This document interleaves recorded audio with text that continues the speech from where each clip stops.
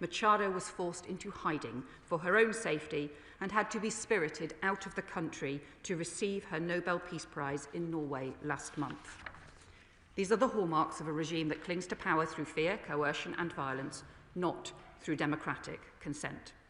And that is why, as the Prime Minister said on Saturday, we can shed no tears for the end of Maduro's rule. Let me turn to UK policy. Because, Madam Deputy Speaker, the UK has long been an advocate for a democratic Venezuela and a vocal critic of the Maduro regime. Since 2019, successive UK governments have refused to recognise the regime. Through the G7, the UN, with partners and directly, we have continued to call out the Maduro regime and its appalling human rights violations. We have also, in some areas, taken a different policy approach to some of our allies.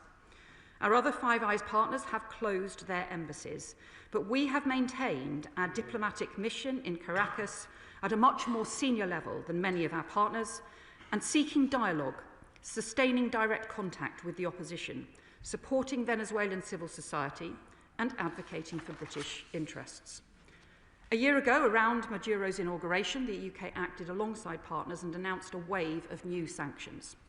We targeted 15 individuals, including judges, senior-ranking officials in Maduro's regime, responsible for undermining democracy, the rule of law and human rights violations. And we have imposed sanctions on individuals, but not on sectors of the economy. And we have not supported or been involved in blockades or strikes against drug boats.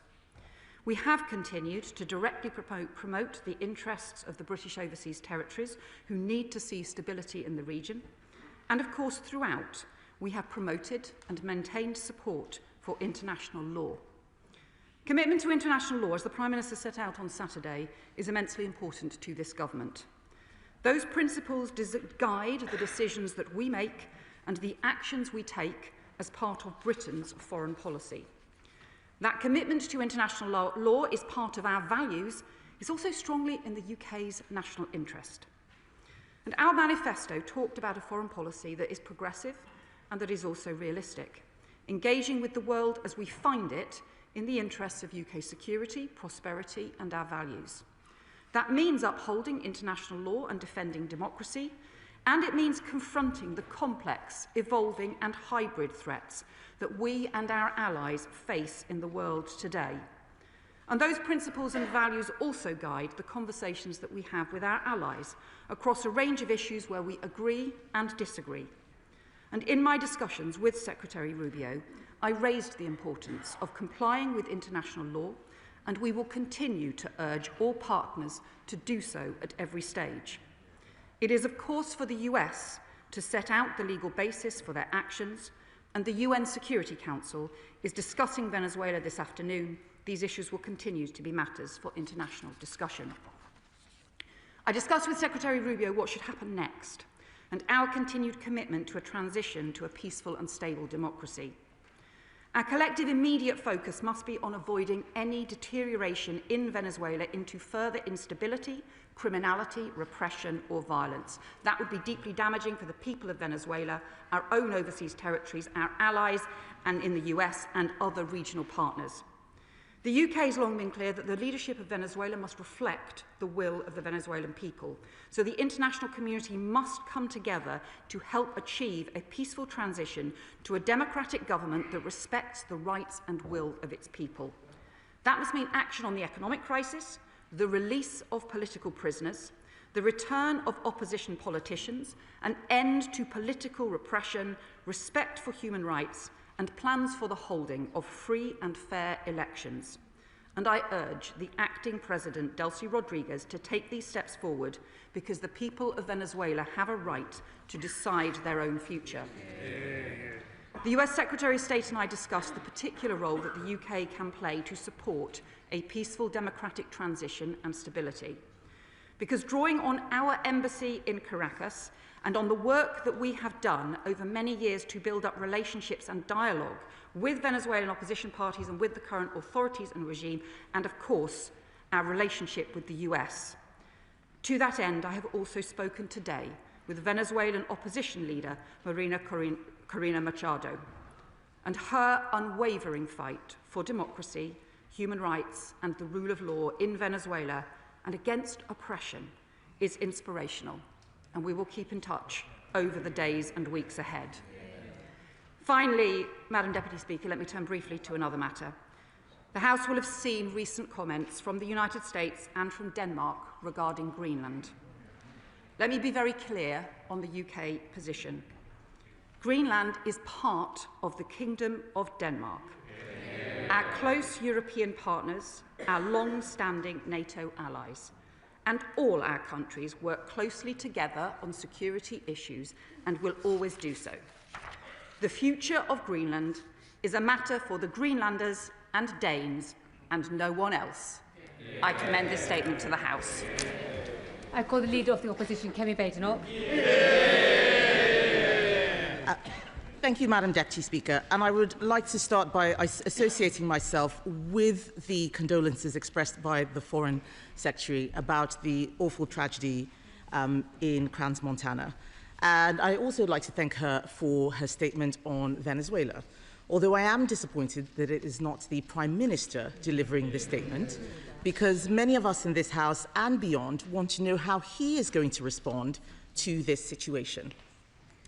Madam Deputy Speaker, Nicolás Maduro was a tyrant who criminally abused the Venezuelan people and destabilized the region.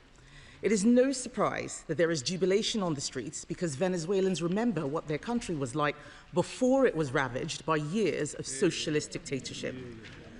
For years, the Conservative government refused to recognize the legitimacy of Maduro's horrific regime of brutality and repression, and we were pleased to see the Labour government follow suit. However, Madam Deputy Speaker, we are in a fundamentally different world. The truth is that while the likes of China have been strategic and aggressive in strengthening their influence across the world, including South America, the West has been slow. Foreign policy should serve our national interest. It should be about keeping Britain safe. We should be clear-eyed. The United States is our closest security partner. We must work with them seriously, not snipe from the sidelines. We on this side of the House understand why the US has taken this action. As the Foreign Secretary said, UK policy has long been to press for a peaceful transition from authoritarian rule to a democracy. That never happened. Instead, Venezuelans have been living under Maduro's brutal regime for many years. The US has made it clear it is acting in its national interest against drug smuggling and other criminal activity, including potential terrorism. So we understand that. However, we do have concerns about what precedent this sets, especially when there are comments made about the future of Greenland. It is important that the United Kingdom supports its NATO ally, Denmark, which has made it categorically clear that Greenland is not for sale. So I welcome the Foreign Secretary's remarks in that regard. What is critical now is the stability of the region and the wider world. It is important that we listen to those who have been risking their lives for freedom and democracy in Venezuela. Opposition leader Maria Corina Machado, when asked about US action, said that Venezuela had already been invaded by Iran, by Russia, by drug cartels, and Hamas and Hezbollah. It is clear that Venezuela had become a gangster state. I am pleased to hear that the Foreign Secretary has spoken to Maria Machado, but can she also update the House on whether the Prime Minister has spoken to President Trump? And I ask this because the government talks up its relationship with the US, but we keep finding that we are not in the room when big decisions are made. Madam Deputy Speaker, we should be under no illusions. A democratic transition in Venezuela will be far from straightforward. So when the Foreign Secretary speaks of democratic transition, what does that actually mean to the government in practice? And can she also set out what happens to the UK's Venezuela sanctions regime now? In a world changing as it is, we must be serious and responsible about our security and standing. We know what the President of the United States strategy is. His government set out its national security strategy last year. The US is acting in its national interest. We need to do the same. We should be working to protect the rules-based order, and we should be standing up to hostile actors that want to undermine us. But what is our government doing instead? Giving away the Chagos Islands and paying £35 billion for the privilege with no strong legal basis to justify this. Last year, the Defence Committee warned that the UK was not adequately prepared to defend herself from attack. the government is still stalling on defence spending. Conservatives want to see spending increase to 3% of GDP. We want to see spending increase to 3% of GDP by the end of this Parliament, given the changing world. Why has the government not matched that commitment? It has never been more important for the UK to have a coherent foreign policy strategy. Right now, Labour doesn't have one. If they do, we'd like to hear the Foreign Secretary tell us what it is, because I didn't hear anything remotely sounding like that in her statement. Let us be honest, Madam Deputy Speaker. Old strategies will not work. We are living in an increasingly dangerous world. The axis of authoritarian states seeking to undermine us respects just one thing: strength. Britain must be ready and willing to defend our own interests, to protect ourselves from those who would undermine us, to protect the unity of the Western Alliance, and to support democracy and freedom around the world. Foreign Secretary. I must just say to the Leader of the Opposition, obviously welcome her support on Switzerland, on Greenland, Denmark, and so on. But I have to say that really felt like a very poorly judged tone of response that was really all over the place. Many times when we were in opposition, we had issues that we agreed with the government on, and in the national interest, we set out our agreement, and we recognised that some of these were cross-party issues. I actually suspect that had the Shadow Foreign Secretary have made that response to our statement, she probably would have done that. And in fact, on the different issues that she talked about on Venezuela, she seemed to agree with us that the Maduro regime has been deeply damaging, corrupt, and deeply destructive, and therefore it is that no one should shed any tears for it going. She also, I think, implicit when she talked about the rules-based order, recognised the importance of precedents, of the importance of international law, and also the complexity of the world in which we face. And she also said that she thought we should show support for Denmark and for Greenland. So, in fact, I could not see a single detailed thing that she disagreed with in that response, except for the fact that she seems to want to express opposition for opposition's sake. And I would, let me just say to her, just in terms of the overall approach, and I think everyone recognises the leadership that this Prime Minister has shown on the international stage. Chairing the coalition of the willing, leading the European and international support for Ukraine against Russia, agreeing 3 trade deals with India, Europe, the US, after her government ripped up the trade cooperation and trashed the UK's reputation across the world. The biggest increase in defence investment since the Cold War, properly supporting UK security, and with the US, the most successful state visit leading to major tech investment in the UK, with the UK Prime Minister who talks frequently to the US, and deep partnerships on security, intelligence and the military. And our close working now on Gaza, on the peace process, on the crisis in Sudan, and of course, fundamentally on Ukraine. So, many times in the past, we took a cross-party approach. I would just expect her to do the same on the matters that are really about the future of this country. This government will continue to stand up for Britain's interests, for our prosperity and for our values. Chair of the Foreign Affairs Committee, Emily Thornberry. Thank you very much, Deputy Speaker. If a large and powerful country abducts the leader of another, however abhorrent that leader is, and then tries to intimidate the smaller country in order, it says itself, to gain access to its resources, doesn't the Foreign Secretary agree that this should be called out? Not just by Britain, but by our Western allies. We should be calling it out for what it is, a breach of international law. It is not for the country that is breaking the law to say whether or not it has broken the law. It is for the West, surely, to stand up and say, call it as it is. Doesn't she therefore share my concern that there might be a profound risk of international norms changing? If we don't do that, it may become okay.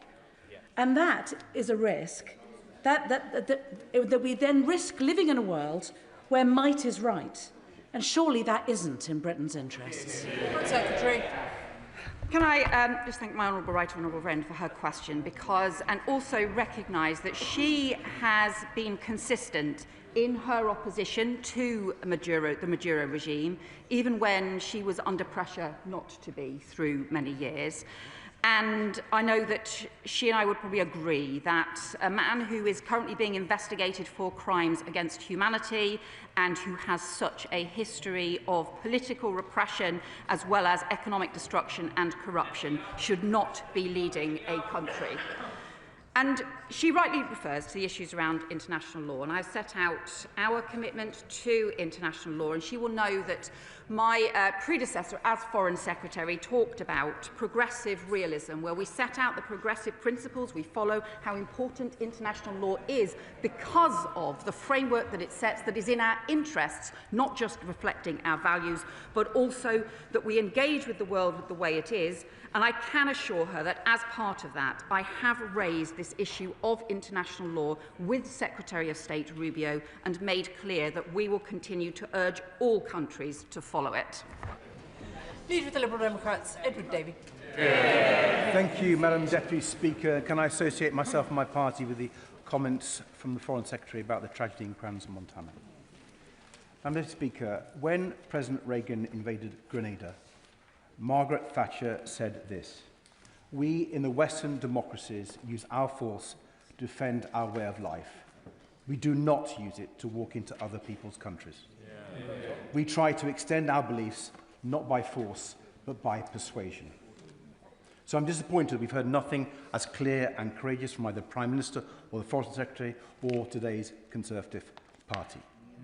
Maduro is a brutal, illegitimate dictator, but that does not give President Trump a free pass for illegal action. This wasn't about liberating the Venezuelan people. Trump's refusal to back Nobel Prize winner Maria Machado, Maduro's brave liberal opponent, shows Trump has no interest in Venezuelan democracy. This is about Trump believing he can grab anything he wants and get away with it, this time oil. We know what happens when an American president launches an illegal war under the pretext of an imminent threat. It's why we oppose the Iraq war and why we condemn Trump today. National sovereignty matters. International law matters. Without them, the world is far more dangerous and we are all less safe. Anyone who thinks Trump's actions will make China or Russia think twice is either hopelessly desperate or desperately naive. Putin and Xi will be using this precedent to strengthen their hands in Ukraine and Taiwan. And Madam Deputy Speaker, anyone who thinks Trump will stop with Venezuela hasn't read his new national security strategy. He's already threatening Colombia, Cuba and Greenland and even democracies across Europe. Does the Foreign Secretary not realise how ridiculous it looks to refuse to call this what it is, a clear breach of international law? Will she at least publish all the advice the government has received on the legality of Trump's actions? Secretary. Well, we say to the honourable gentleman that we do, I hope, agree on the brutality of the Maduro dictatorship, and also I would hope that Venezuela has, it is better for Venezuela not to be led by somebody like Maduro. And therefore, the most important thing now for Venezuela is for it to have a transition to democracy. And I have spoken directly to the US Secretary of State about that, and also about the potential role that the UK can play in that, because unusually we have a very senior and experienced chargé d'affaires in Venezuela who has long-standing relationships with the Venezuelan opposition, with the regime, and also, of course, we have the close relationship with the US. That puts us in a particular position and gives us a particular responsibility in order to keep progress being made towards that democratic transition, because stability will not be maintained unless there is a transition that is in the will of the people. We say to him, just in terms of international law, again, we have made very clear our commitment to international law and the way that it must guide our decisions in UK foreign policy, and we will continue to raise it with our partners, both in public and in private, and it is important that we do so. And as for the issue on government legal advice, he will know that the Ministerial Code is very clear about government not either publishing or commenting on different legal advice. Diane Abbott. Nobody in this chamber wants to defend the regime of Maduro. But what some of us want to do is to stand up for the importance of a rules-based international order. And I might add, because my parents were born overseas, I take the question of national sovereignty extremely seriously. And you cannot have a situation where a country, because it is bigger and stronger, walks into a smaller country, snatches its political leadership, whatever you think of that political leadership, but snatches its political leadership, helicopters it out, and puts it on a show trial in an outside country. That cannot be something which this government is prepared to support. And let me add, I know that, the opposition are blithe about what Trump is doing. Blithe.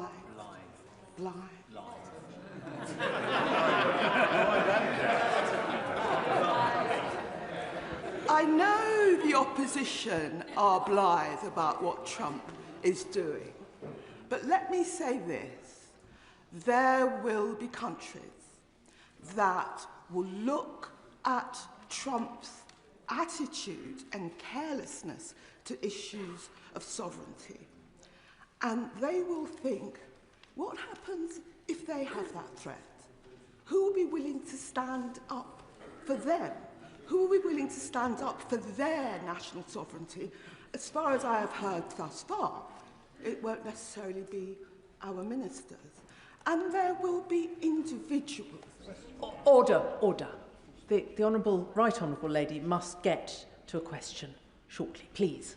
The question is, what would the Foreign Secretary say to British voters, ordinary British voters, not particularly left-wing British voters, that do not understand why a British Prime Minister is not willing to stand up for an international rules-based order and is not willing to defend national sovereignty? Well, what I would say to my right honourable friend is that the support for a rules-based international order and for international law is a central part of our foreign policy and the decisions that the UK government makes and the actions that we take. There is an approach which says that, look, this is a new world of great power politics and spheres of influence and which rejects the role for the international law. That is not our view, not only because we believe this is right, it is part of our values and part of our progressive values, but also because it is in UK interests as well to do so. It's why we believe not just in the UN Charter, but also more broadly in international law and a rules-based framework as well. But it's also why we believe in rules-based alliances and the maintenance of those alliances. And contrary to the approach of the sort of great power strategic hemispheres, we believe in the transatlantic alliance and the NATO alliance. That is why we're taking such a strong position on Greenland and Denmark, but it is also why we work with close allies and talk to them on many issues privately as well as publicly. Father of the House, Sir Edward Lee. At the end of the Foreign Secretary's statement, I'm no wiser as to whether the government approves this action and believes or does not believe that whether it breaks international law. Now, the Prime Minister is such a devotee of international law that he's not prepared to defend our own borders from the small boats and take the necessary action. Correct. Why is it that there's one law for the American president doing what is right for his country and defending his country, but it's a different law from us. So the simple question is, does the government believe this breaks international law? Does it approve this action? Foreign Secretary. Well, I think, as I said in my statement, as the Prime Minister said on Saturday, there can be no tears shed for the Maduro regime and the damage that it has done over many years. It is for the US to set out the legal position behind their actions. We were not involved in those actions. We continue to be guided by international law in our approach, and we continue to work now for the most important issue, to get transition to peaceful democracy in Venezuela. Richard Bergen. Thank you, Madam Deputy Speaker. It was the Prime Minister that decided to disregard the United Nations Charter when it came to Trump's bombing, killing and kidnapping of a head of state. I think it speaks volumes that the Prime Minister has chosen not to come to this House to explain his decision. The reality is this: if it were Putin doing this, the Prime Minister would not be saying, oh, it's up to the Russians to decide whether or not this is legal. But this is exactly what the Prime Minister has said in relation to Trump's disgusting attack on Venezuela. Isn't the reality that the Prime Minister is willing to ditch international law and sidestep the United Nations Charter in order to appease Donald Trump? And doesn't this cowardly, craven approach drag this country's reputation through the dirt? Secretary. Well, I just say to the honourable member, I do find it hard to not remember his support and welcoming for the Maduro regime, a regime which is currently being investigated for crimes against humanity. Sir Jeremy Hunt. Most people's view of Maduro's capture will be good riddance, and I would have liked the government to be more categoric in supporting US action in removing an illegitimate and evil dictator. But if the new US approach extends to the annexation of Greenland, the sovereign territory of a NATO member, it could mean the end of the alliance with disastrous consequences. So how much planning is going on at the Foreign Office to actually make sure such a disaster doesn't happen? We understand that discussions between allies have to be in private, but what it looks like from the outside is that Europe is weak and divided. So can she reassure the House the right conversations are happening and we are not just hoping for the best? Foreign Secretary. Well, let me just reiterate our strong support for the Greenlanders and for Denmark. Greenland is part of the Kingdom of Denmark, and it is the future for Greenland is for them to decide, not for anybody else, notwithstanding any of the things that we have heard the US say or others say as well. We are very clear about that, and I have raised this issue internationally, and we will continue to do so, but we are very firm in our view on this point. Phil Brickell. Thank you, Madam Deputy Speaker. My constituents don't mourn the removal of Nicolás Maduro, who oversaw violent repression of his own people, a fraudulent presidential election and horrific human rights abuses for many years. But they are alarmed about the unilateral regime change sought by the Trump administration in order to access Venezuelan oil resources. Two wrongs don't make a right. So what measures is the Foreign Secretary taking to support opposition leaders, including 2025 Nobel Prize winner Maria Corina Machado? Foreign Secretary. Well, our country has particularly strong relationships with the Venezuelan opposition as a result of the work of our charge d'affaires and the work of our embassy in Venezuela that we have maintained when other countries have not. As I have said, that does put us in a particularly significant position in terms of being able to support a transition to democracy. That is what we have always argued for, to get that transition to democracy. It is exactly why I have spoken to Maria Corina today, and why we will keep in close touch in order to be able to recognise their call as a first step for the end to political repression in Venezuela. That must happen. Edward Morello. I will not mourn the passing of the Maduro regime, but I will mourn the passing of the rules-based international order. If we accept the premise that a big power country can do what it wants without any ramifications anywhere in the world, then we accept the behaviour of Putin over the last 2 decades and the behaviour of Xi Jinping in the future. We cannot allow it to stand. And it is clear that our future security lies with closer cooperation with our European allies. So what is she doing to ensure that the UK stands in lockstep with those people that do share our values? Foreign Secretary.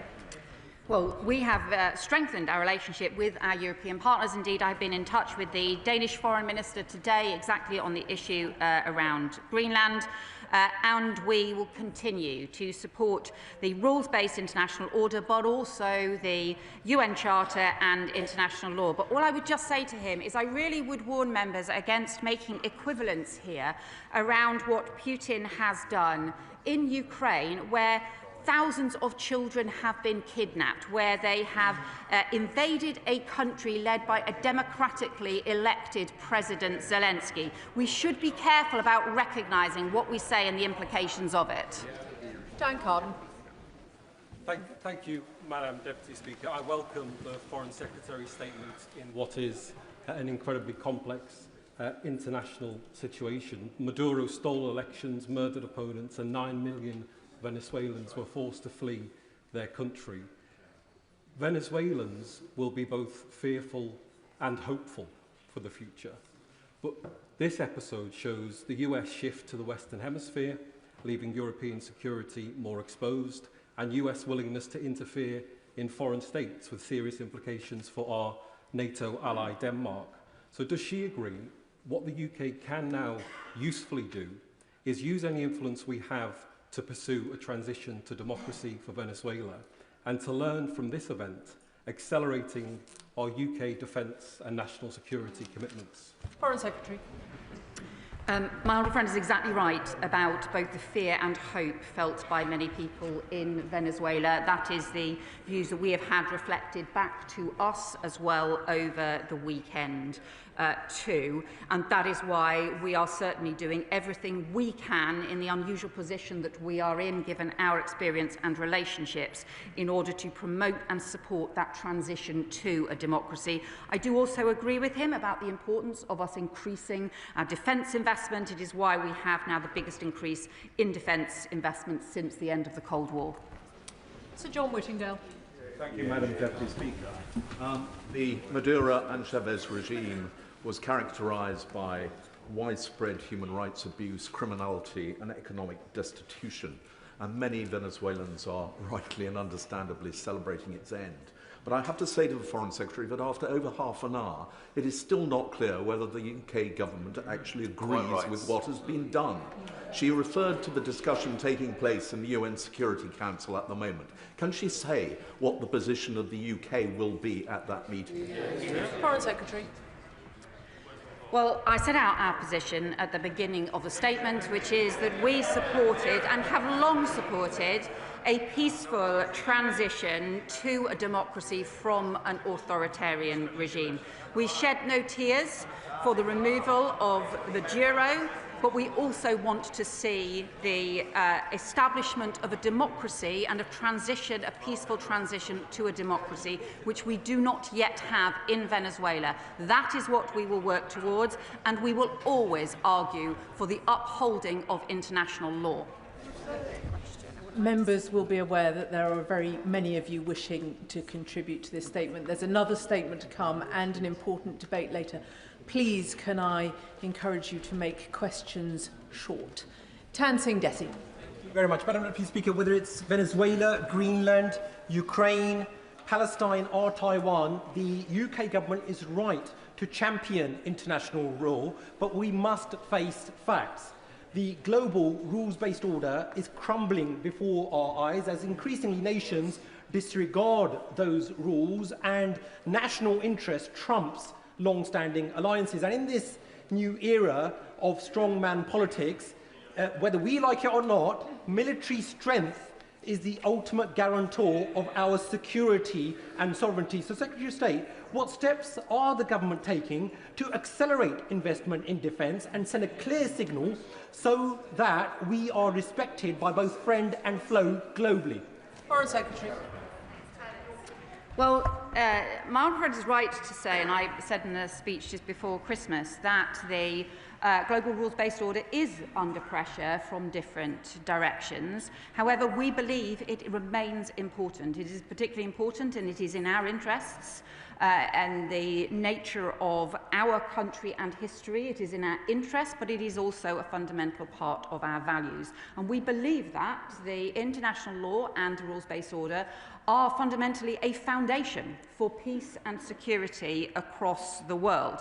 We do have to engage with the world as we find it, not as we would like it to be. That does mean continuing to advocate for international law, both with people right across the world, including directly with our allies, but it also means increasing our investment in defence, because fundamentally protecting our national security has to be the most important priority for the government. Tom Tugendhat. Thank you, Madam Deputy Speaker. Surely the real story coming out today and over the last few days is the revelation that we should all have known that this country has opted out of protecting in the international rules-based system. We have not significantly invested in defence, and even the commitment that the Foreign Secretary speaks of does not keep pace with defence inflation. So doesn't this really reveal a simple truth? That, as the Prime Minister revealed on Sunday, he hasn't even spoken to the American President. The Americans did it without us because the Americans don't give a damn what this House thinks. Foreign Secretary. I guess I would just have to ask, who was it who didn't significantly invest in defence over the last 14 years? It's this government which is substantially increasing investment in defence and also chairing the coalition of the willing and also showing leadership on the international stage as well. And what has struck me, becoming Foreign Secretary and having discussions with governments all across the world over the last few months, is how much those governments are saying how welcome it is that Britain is back. Nick Smith. Madam Deputy Speaker, Maduro was an illegitimate president. From Caracas in the New York Times today, Colette Capriles describes a struggle for survival, a primitive capitalism, a web of bosses, private loyalties, corrupt practices, and institutional ruins that replaced public life in Venezuela.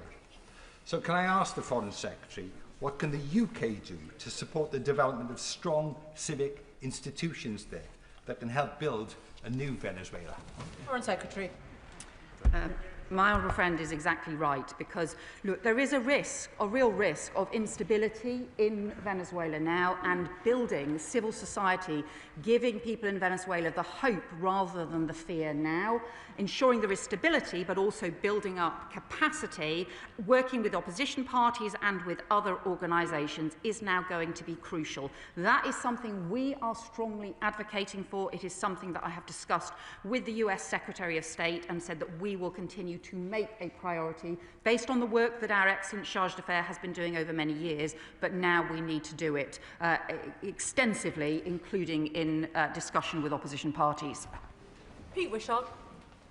It's hard to find an occasion when a British Prime Minister has looked so irrelevant and spineless on an era-defining international issue as this one does on this occasion. We are witnessing an existential threat to the international rules-based order, and the Prime Minister can't even rouse himself to give it even the meekest of defences. France, Spain, Brazil, Mexico and the UN Secretary-General have all been clear that the Trump administration has violated international law.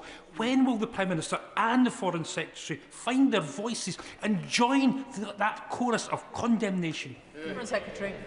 Well, what I would say is the Prime Minister's response has been very much in line with the leaders of countries not just across Europe, but across the world as well.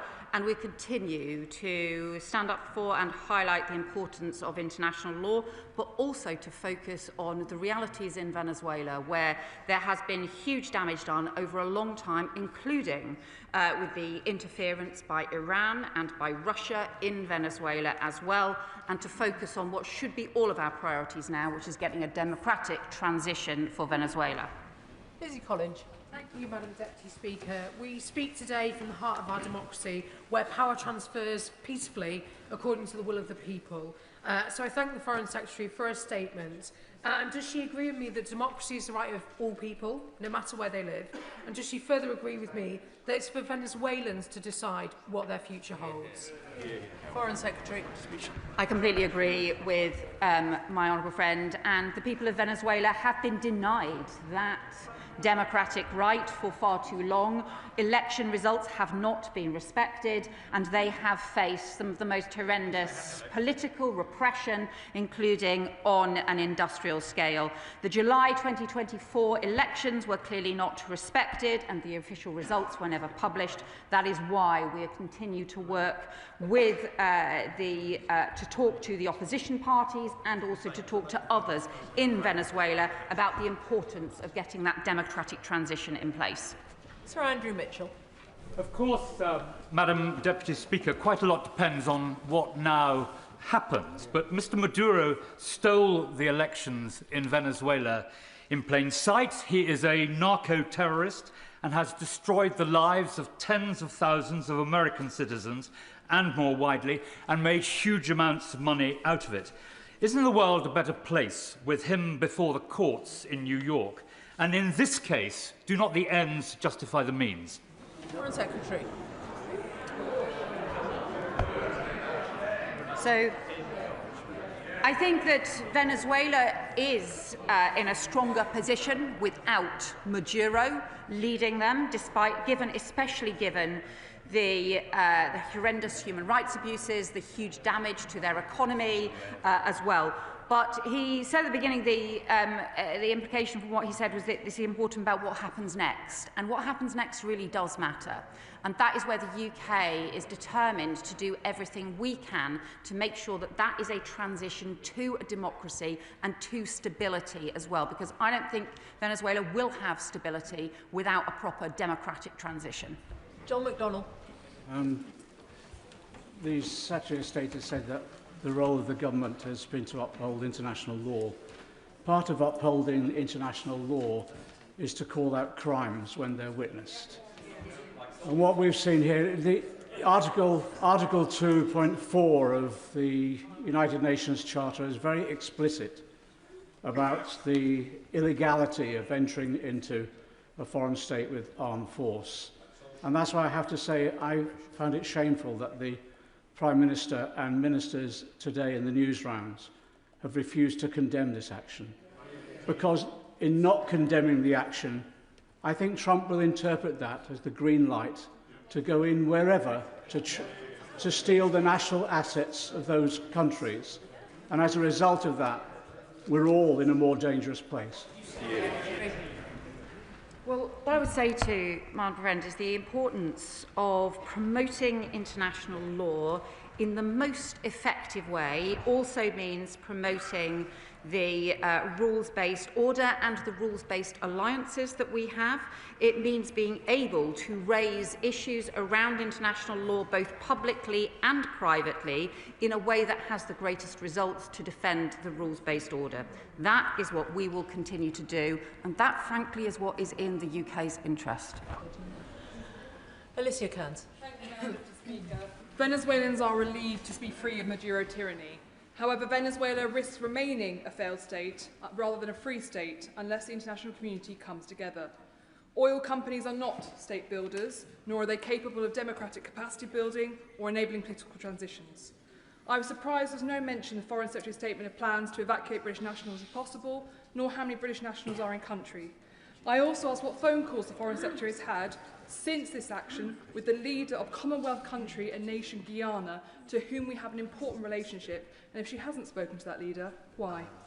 Foreign Secretary. So, as I set out, I think, in my statement, there are estimated 500 British nationals in Venezuela. We did look at all necessary possible crisis responses over the weekend. We stood up the crisis facility in the Foreign Office to ensure that we were ready to respond if necessary at any point.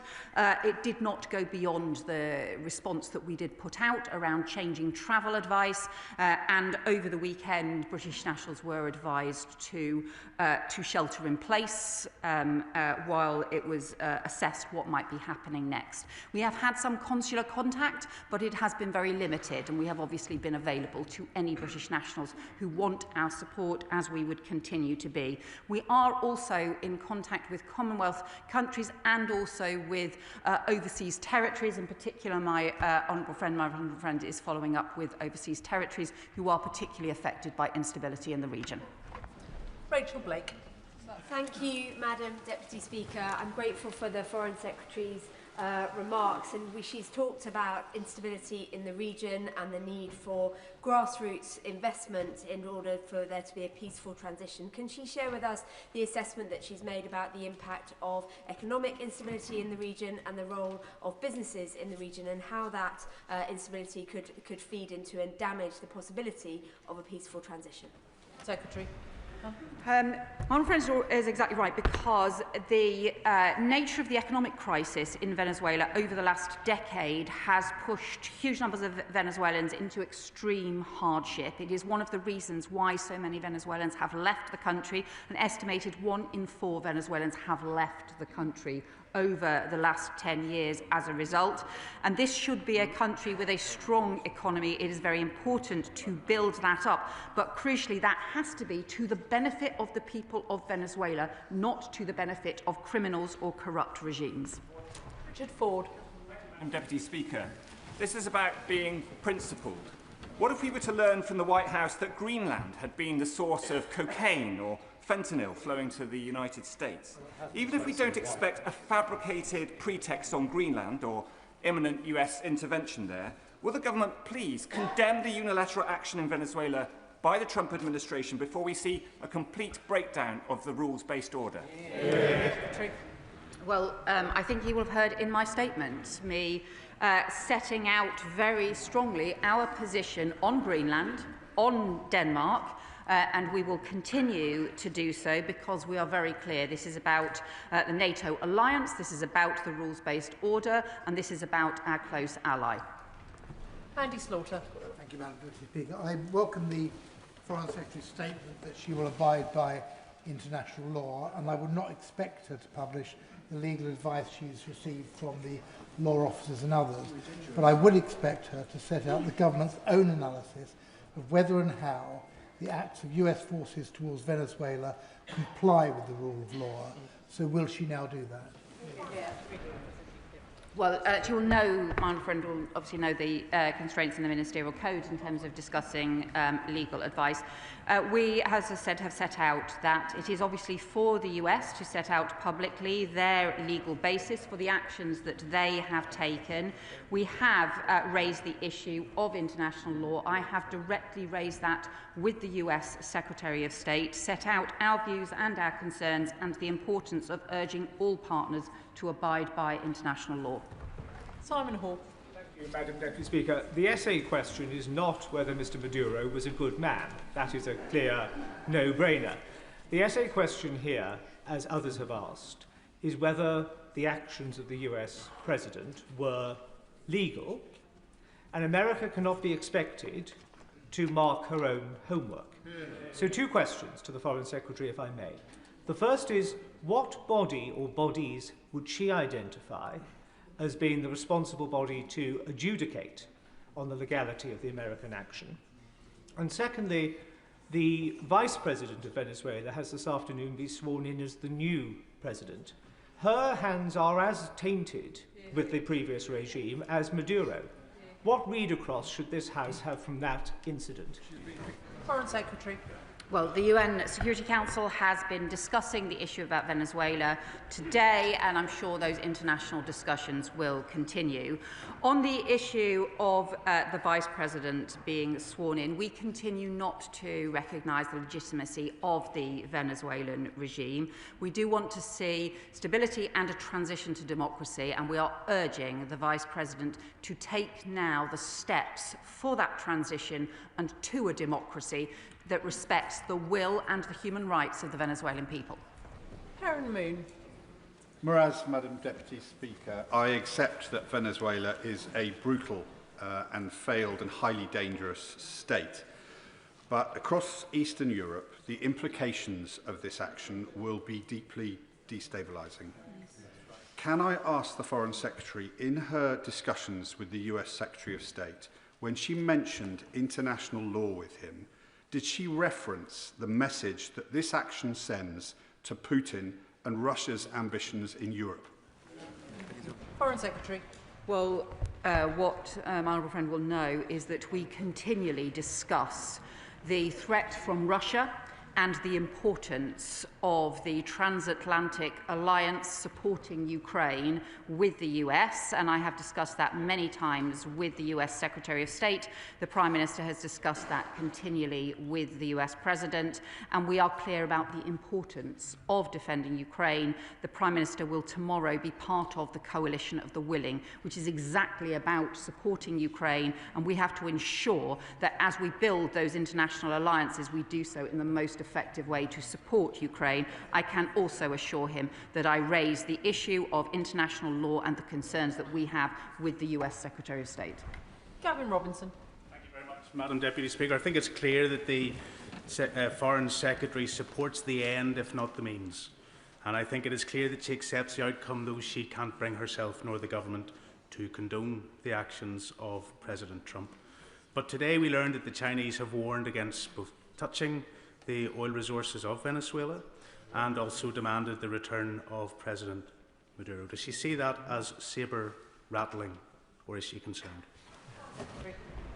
Well, what I would say is that I know that there have been many concerns about the engagement, particularly as well of Iran and Russia in the oil industry in Venezuela. He referred to issues around China and the position of the Chinese government. What I would just say is I think the oil industry in Venezuela should be benefiting the people of Venezuela, not other countries, not corrupt regimes, but actually the people of Venezuela. Stella Creasy. Thank you, Madam Deputy Speaker. The truth is, the warning signs that the rules-based order is at risk have been there for some time. In her evidence to the Congress during the impeachment inquiry into President Trump, the former White House advisor on Russia and Europe, Fiona Hill, claimed that an informal offer was made by Russia to withdraw their support for Venezuela in exchange for America withdrawing its support for the Ukraine. In the light of these events, will the Foreign Secretary confirm in her conversations with our American counterparts that this specific allegation has been raised and what response she had? Foreign Secretary. Well, I think we continue to have very important discussions with the US about Ukraine and about support for Ukraine, and many of those discussions have been about the security guarantees that the US would provide as part of a peace agreement for Ukraine. Those security guarantees involve the US providing that support, working with other European countries. That will continue to be a central objective of our foreign policy now. Sir Bernard Jenkins. Thank you, Madam Deputy Speaker.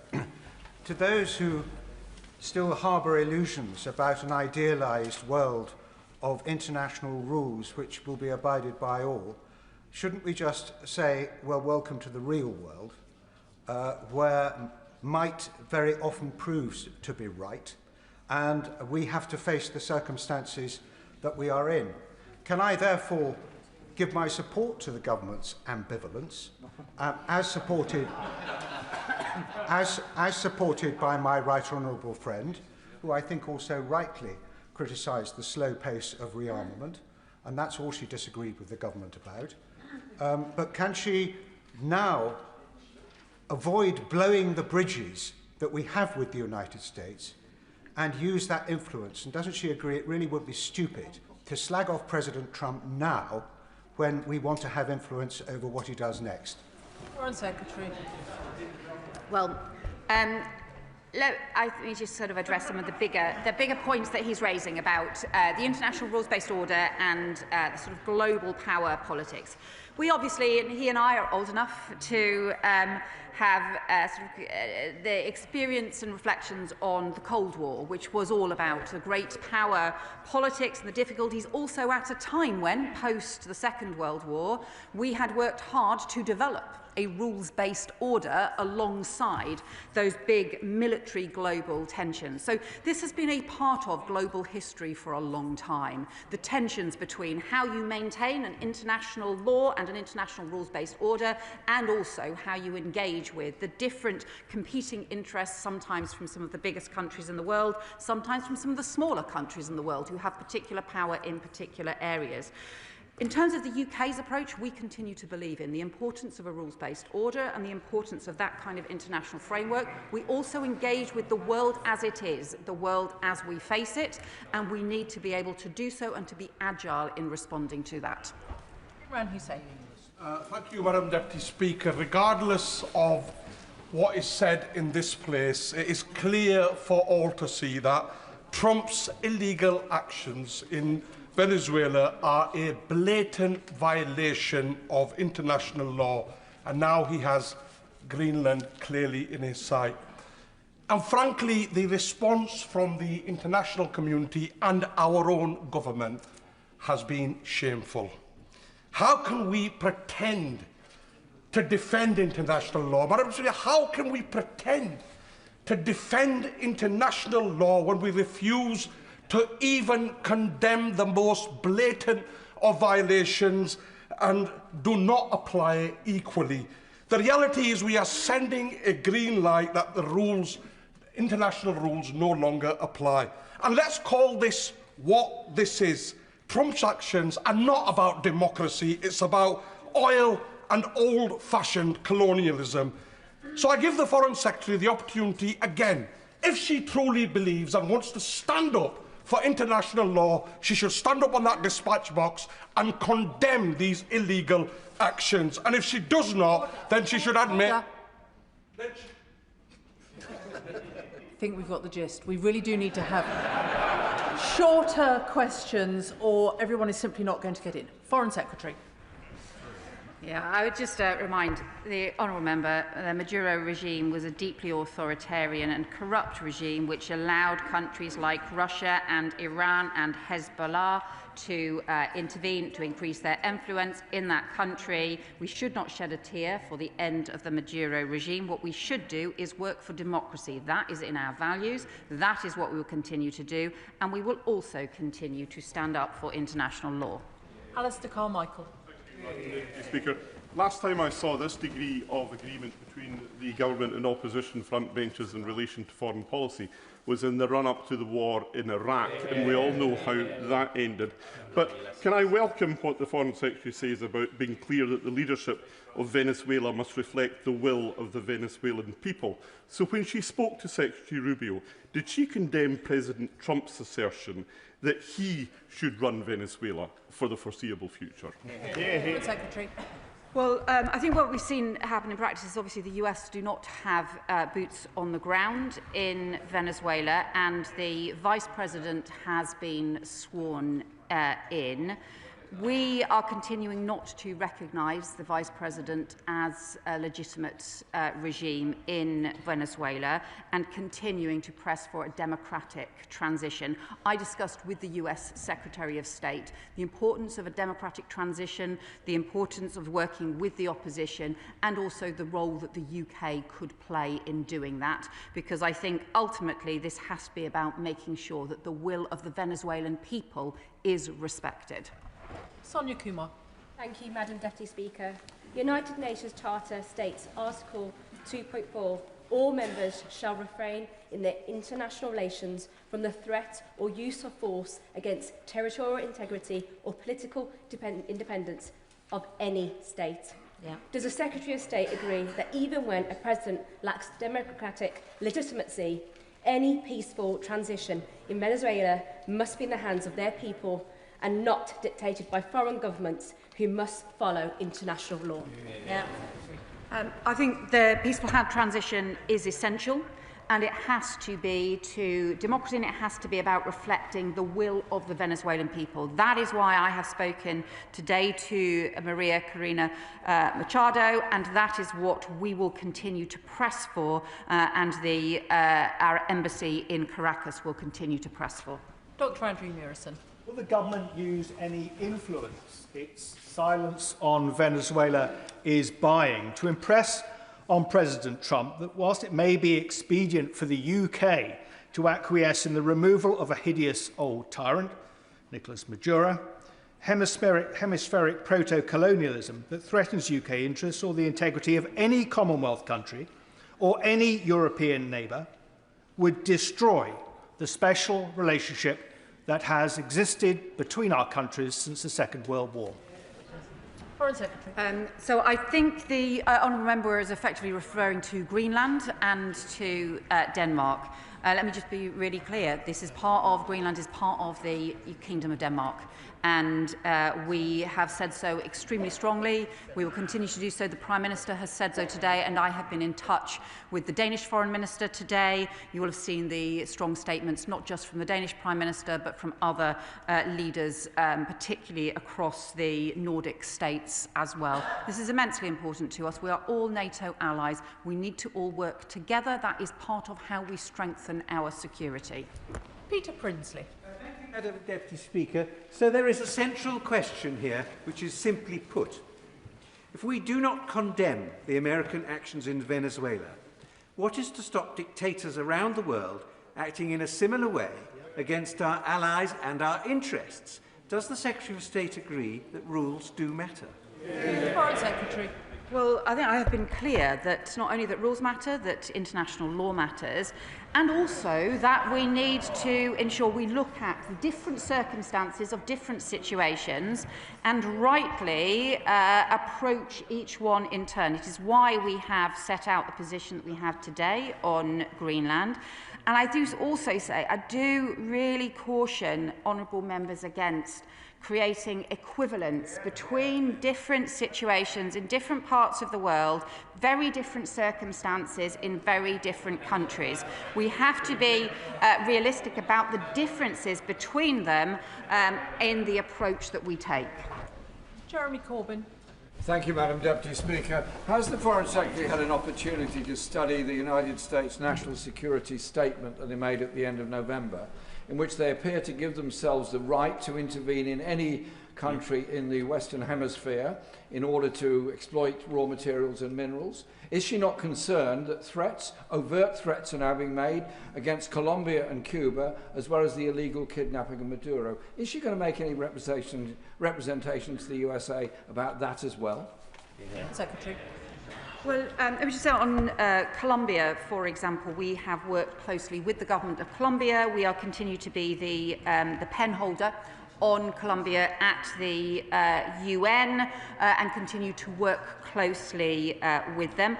We also have made representations around aspects around the national security strategy where we take a very different view to the US. All I would say to the honourable gentleman, I know he has a long history in this area, but it has included support for the Maduro regime, which is now being investigated for crimes against humanity. Paula Barker. Thank you, Madam Deputy Speaker. Compliance with international law is not an either-or, and I'm extremely concerned that the action of the United States shows utter disdain for international law and leaves enormous uncertainty over the future of Venezuela. It removes a leader whose rule was corrupt and cruel, but rather than celebrating, many people there are now stocking up on food and medicines out of concerns of what comes next. Trump's rationale around stopping drug trafficking rings hollow following his pardon for ex-Honduran Honduran President Hernandez. So what specific actions will the government take to stabilise the situation so the Venezuelan people can decide their own future, and also to ensure President Trump does not act on his threats against Colombia, Cuba and Greenland? Foreign Secretary. I think I've responded obviously on the other countries as well, but look, the critical issue now is to ensure that Venezuela can be on a track towards democracy that respects the will of the Venezuelan people, but also the human rights of the Venezuelan people. And the first step on that has to be the ending of political repression and the release of political prisoners. So that is an issue that I have discussed with the leader of the Venezuelan opposition. It's also an issue that I have raised with the US Secretary of State as well, and it is an issue that we will be pursuing through our embassy, where we do have particular weight and expertise. David Mundell. Thank you, Madam Deputy Speaker. Can the Foreign Secretary say a bit more about engagement with the Commonwealth? Because not only are 2 Commonwealth countries immediately adjacent to Venezuela, there is an important Commonwealth network across the Caribbean. And surely there must be a danger at this moment that some of those countries might think that their interests are better served by looking to the United States than to the Commonwealth and the UK. Foreign Secretary. We do continue with very strong engagement with the Commonwealth, and are continuing so as well in the light of the weekend's events too.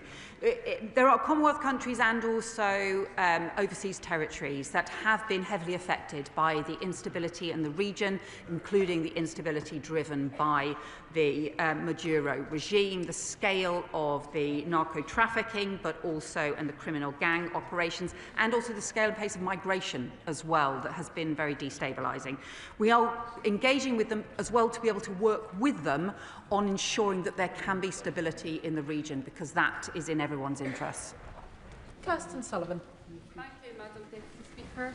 There can be no question that it's for the people of Venezuela to choose its future, and for the international community to support democracy and uphold international law. Whilst there's no denying the illegitimacy and brutality of Maduro's regime, does she share my fears that such unilateral action sends a dangerous message to despots and tyrants throughout the world that might is right, and it endangers peace and democracy throughout the world? So I think we obviously have to keep in mind this was an authoritarian dictator who is being investigated by the International Criminal Court for crimes against humanity. And therefore, that is why the Prime Minister said we will shed no tears for the removal of Maduro. But we also believe in the international rules-based order and in the importance of countries respecting that, and we have raised that with the US. Richard Tice. Thank you, Madam Deputy Speaker. Maduro was an enemy of the West, and whilst there is disagreement in this House about the means, I think there is much agreement that actually the Venezuelan people are better off without Maduro. But can I ask the Foreign Secretary to comment more about the constructive influence that the UK and other Western allies can have to ensure an early return for the Venezuelan people to a democracy? Foreign Secretary. Well, I think the most important issue now is to ensure that Venezuela can be on that track to democracy. That means there has to be stability right now. We need to prevent further instability or criminality, but also means that starting with the end to political repression, the release of political prisoners who are held across Venezuela, those are some of the things that opposition parties are calling for as the urgent first steps. Those are the things that the UK will press for, and we will press for directly in Venezuela and in our relationship with the US as part of this process going forward. Matt Weston. Madam Deputy Speaker, there's clearly no question about the illegitimacy of Maduro's presidency, but there are questions about President Trump driving a coach and horses through the global rules-based order. How should we, the UK, now view the United States national security strategy in the light of this recent action? So the US set out their national security. We separately have set out our national security strategy, which is different, clearly, from theirs. And I have raised with the US some particular issues around the US national security strategy. It is for them, obviously, to set out their priorities as a democratically elected government. But I think this comes back to the issue about we believe in the importance not just of hemispheres of interest, but actually of the transatlantic alliance. And that has been a cornerstone of UK security. We have this unique security partnership with the US. That remains important, that alongside the international rule of law. Afra Brandreth. Thank you, Madam Deputy Speaker. I welcome the removal of Nicolás Maduro, who for too long oppressed the people of Venezuela. But history shows that the aftermath of intervention can be as consequential as the intervention itself. What specific steps is the Foreign Secretary taking to ensure that there is no vacuum for instability or hostile actors to exploit, both within Venezuela and across the wider region, particularly other hostile state actors such as Russia, China and Iran? Foreign Secretary. I think that's an extremely important issue, and that is exactly the issue I've discussed with US Secretary of State Rubio yesterday, as to how we ensure that there is stability in Venezuela and that stability is then on the pathway to democracy. Because look, I don't believe stability will be maintained if there is not that route to democracy and the plan and the transition to democracy, but equally it is hugely important to ensure that we do not have greater destabilisation, including by countries like Russia and Iran, but also by the criminal gangs that have been so deeply destructive and were allowed to become so powerful under the Maduro regime.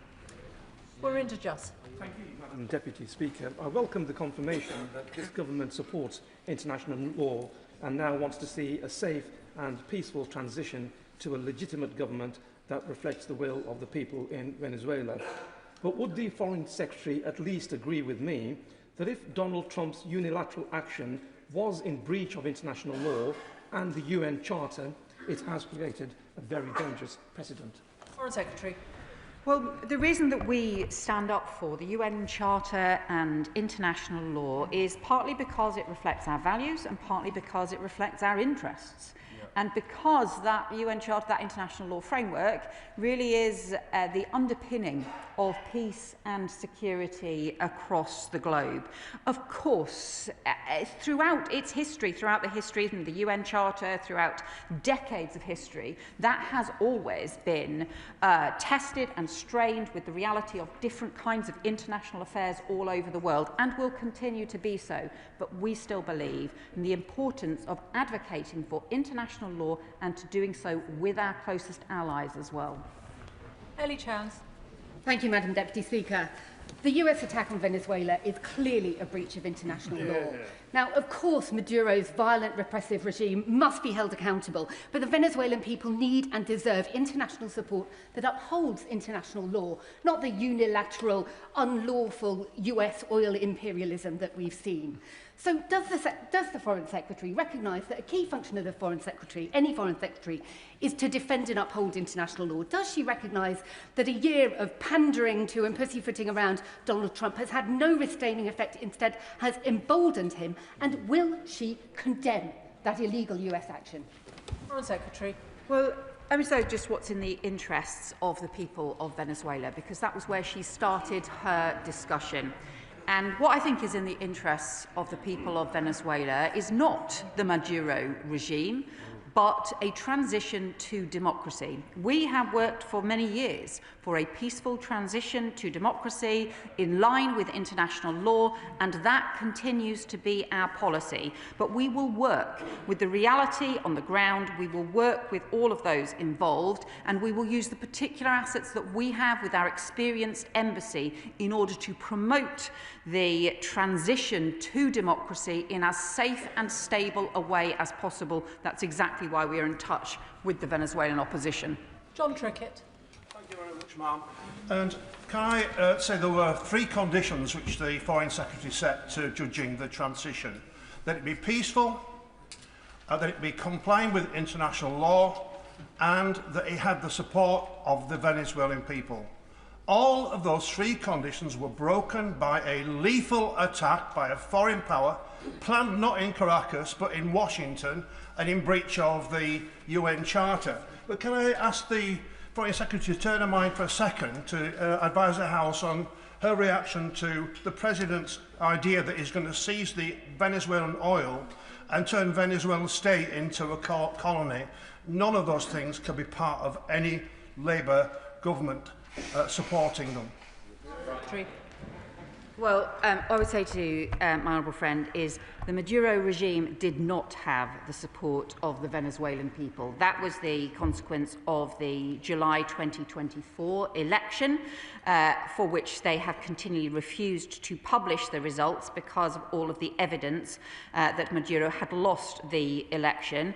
And also, we have been very clear that the oil in Venezuela should be to the benefit of the Venezuelan people. That is what's most important now.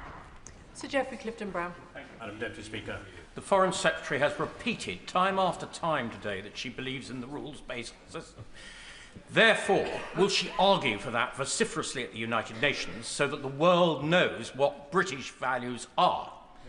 Will she also discuss with the American administration a realistic plan to get Venezuela into a democracy and make it clear, as she's just said, that the oil benefits the Venezuelan people and no one else?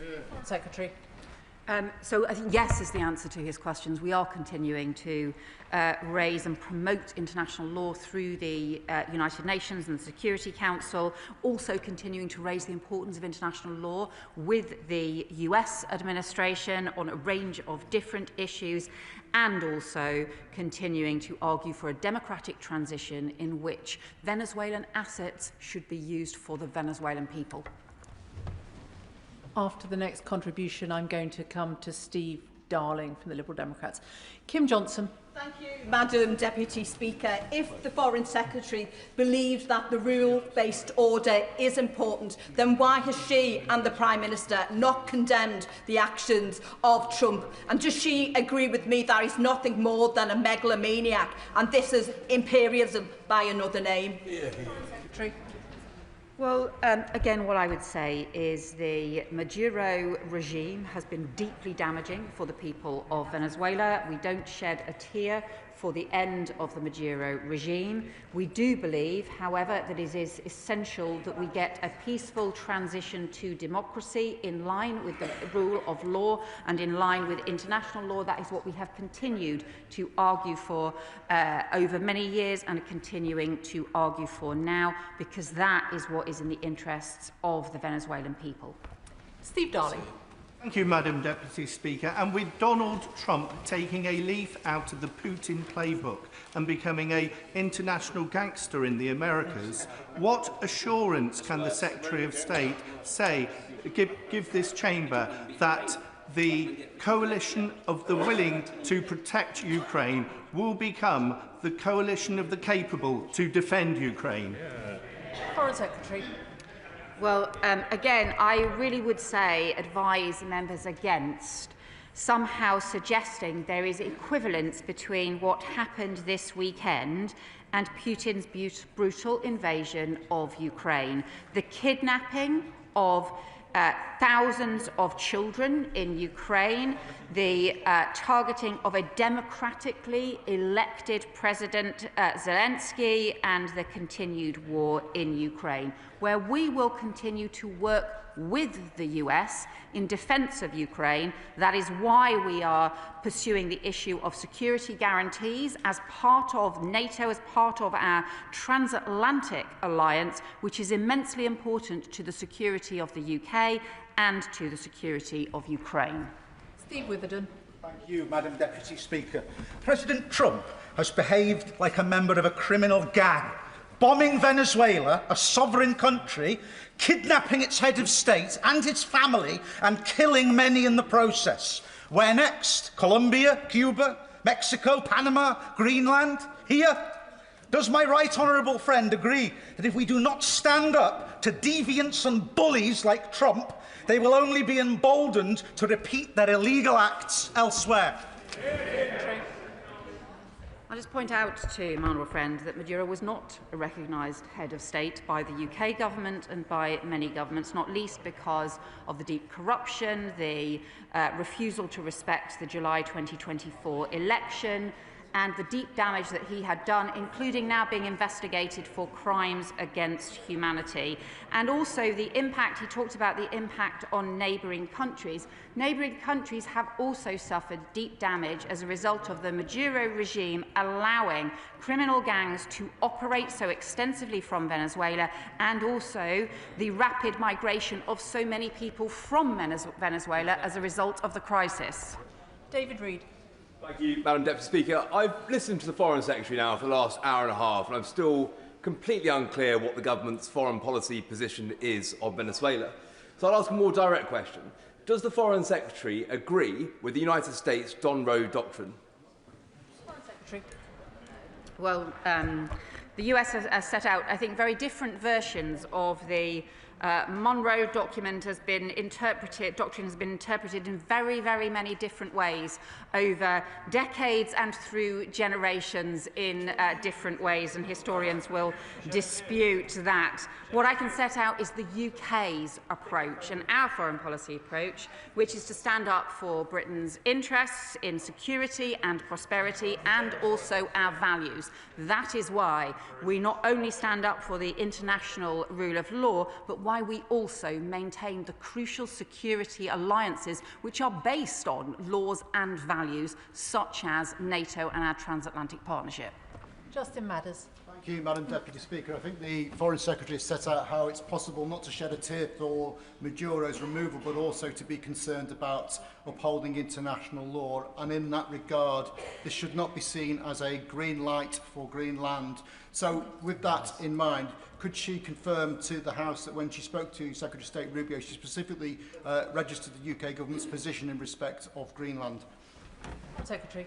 So I have been in touch with the US Secretary of State about our position on Greenland. The Prime Minister has also made it extremely clear today and obviously have made it very clear to the House. We feel this very strongly. It is important that Greenland is part of Denmark, and also that the future of Greenland is for the people of Greenland and nobody else. Ben Lake. Foreign Secretary, I shed no tears for the fall of the Maduro regime. However, I do fear for the precedent that President Trump's actions have set over the weekend. Can I ask Foreign Secretary for assessment for global stability if dictators and despots across the world take a very simple lesson from the US's actions this weekend, that might is right? Foreign Secretary. Well, what we have seen, obviously, is a dictator in Maduro who is no longer running his country, and he and I, rightly, neither of us will shed any tears for that. It is important, however, that we uphold international law and the rules-based order, and also our values. And those values include recognising the democracy and sovereignty for the Venezuelan people, which has frankly not been respected by the Maduro regime over very many years. Ian Lavery. Thank you, Madam Deputy Speaker. The whole world is asking now, who's next? Who's on this list? Is it Cuba, Mexico, Panama, Greenland, Canada, or Colombia? The attack on Venezuela sparked a wave of regional instability, including in Colombia. The Colombian peace agreement, Madam Deputy Speaker, is under threat, exacerbated by the rhetoric from President Trump, who has outrageously smeared Petro as a drug dealer and threatened further military intervention targeting Colombia directly. Given the UK's role as UN Security Council penholder for the Colombian peace agreement, will the Secretary of State make immediate representations to our US counterparts to cease these reckless threats against a close UK partner? Secretary. Well, what I would say to my honourable friend is the instability in the region has also been heavily exacerbated and driven by the Maduro regime, by the scale of migration, by the trafficking and the operations of criminal gangs, and also by the escalating influence from Iran, from Hezbollah and from Russia in the region as well. On Colombia, he rightly says we are the pen holder and we support the peace process that was agreed, and we have worked closely with the Colombian government on sustaining that peace process. We believe that is extremely important. We will do that through the UN and through with all our allies, and we will continue to do so. Ben Spencer. Thank you, Madam Deputy Speaker.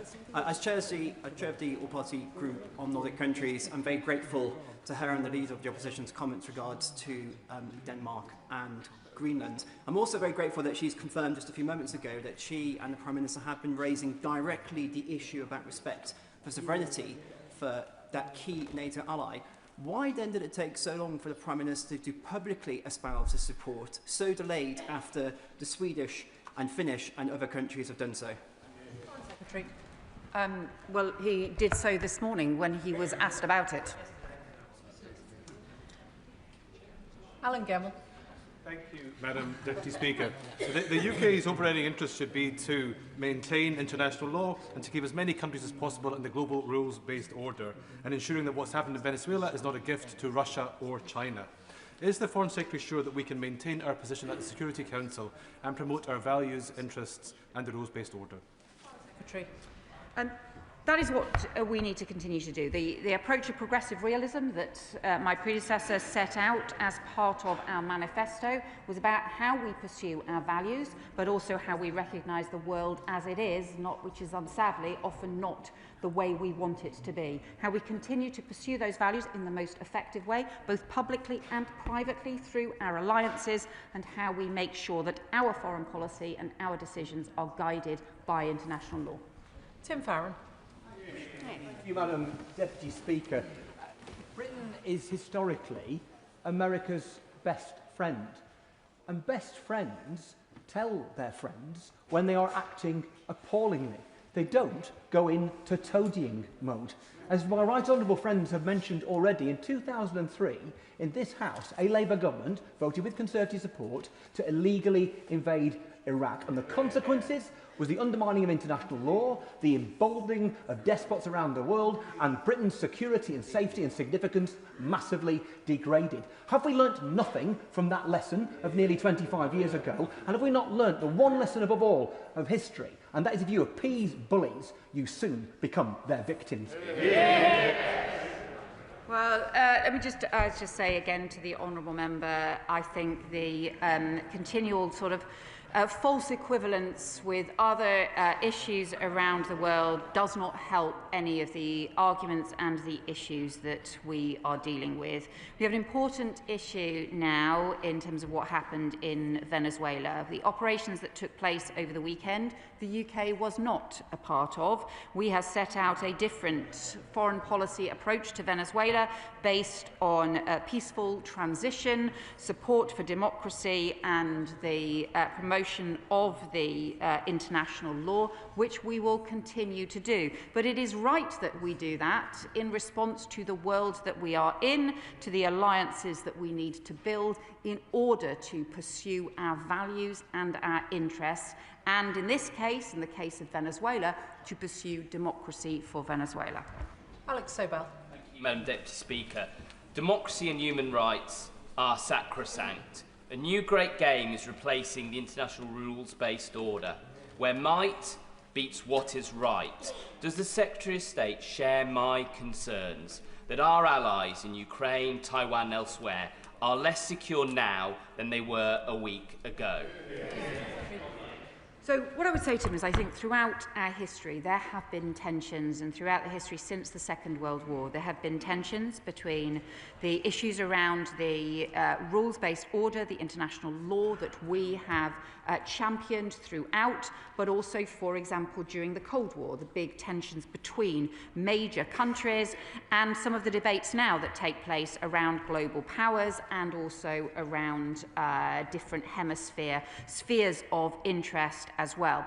In terms of how the UK should navigate through that, we continue to maintain and uphold the importance of international law and also the importance of the rules-based order and the international framework of law, because we believe it is in our interests and we believe it is the right thing to do, and we will continue to do that. But as part of that, we also have to maintain those rules-based alliances, the alliances that are built on our values and underpinned by our values and laws, including the NATO alliance, including the transatlantic alliance, and that is important too. And that, I think, is crucial when it comes to Ukraine, something that I know he has strongly worked on for a long time. Anderson. Thank you, Madam Deputy Speaker. 30% of the US Naval's fleet is positioned off the coast of Venezuela at the moment. These have been redeployed from many locations, particularly where there's joint UK-US deployments, such as Bahrain, where the 5th Fleet have sent most of their ships over to Venezuela. There's 90% of the data cables between Europe and Asia. We are being left exposed in certain areas if this goes past the middle of January. What risk assessments are we taking to ensure that our troops are not exposed more than they need to be?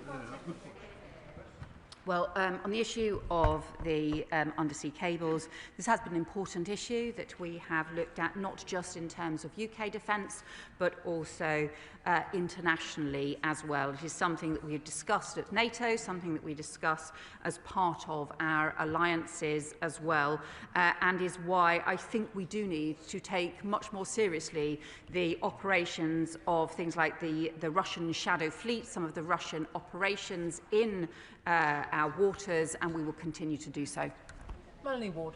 Thank you, Madam Deputy Speaker.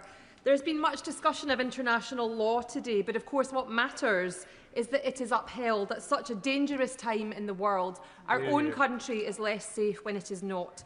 And so in the context of both Venezuela and Greenland, will the government reaffirm its commitment to the UN Charter as a key instrument of international law, and will it vote accordingly at the UN Security Council? Hear, hear. We do continue to support the UN Charter. It is the foundation of our peace and security, and we will continue to support it and its principles in all of our international debates. Lisa Smart. Madam Deputy Speaker, I welcome the Foreign Secretary's clarity on the UK's approach to Greenland, that it's up to Greenlanders and Danes to determine their future and no one else. I wonder if she could be equally clear on whether any US bases in the UK will be permitted to be used for any potential military action towards Greenland. Well, we don't want to see any military action on Greenland, and that should not arise because this is a fellow NATO country. We are NATO members, and all together we should work on our security together. Just as an update to members, I'm only going to run this statement until 15:15, so questions and answers will need to be very short if everyone's going to get in. And the second statement will probably only get about 45 minutes. Clive Efford. Speaker, my honourable friend for Blythe and Ashton has already raised the issue of the threat to Colombia, and the Secretary of State has set out quite correctly that we are the pen holder at the United Nations for the peace accord that was achieved in 2016, achieved after protracted negotiations between warring factions, and it's heavily based on our own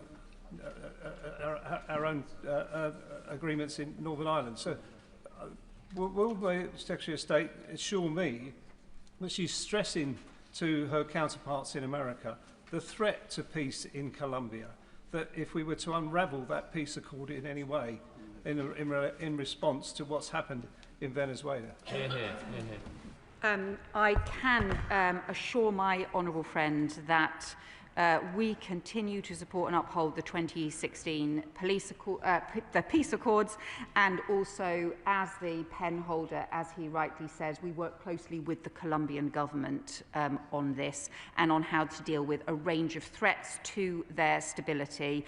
I will also recognise, of course, the Maduro regime did contribute to that instability in Colombia as a result of both the migration and the criminal operations, but we will continue to work with the Colombian government.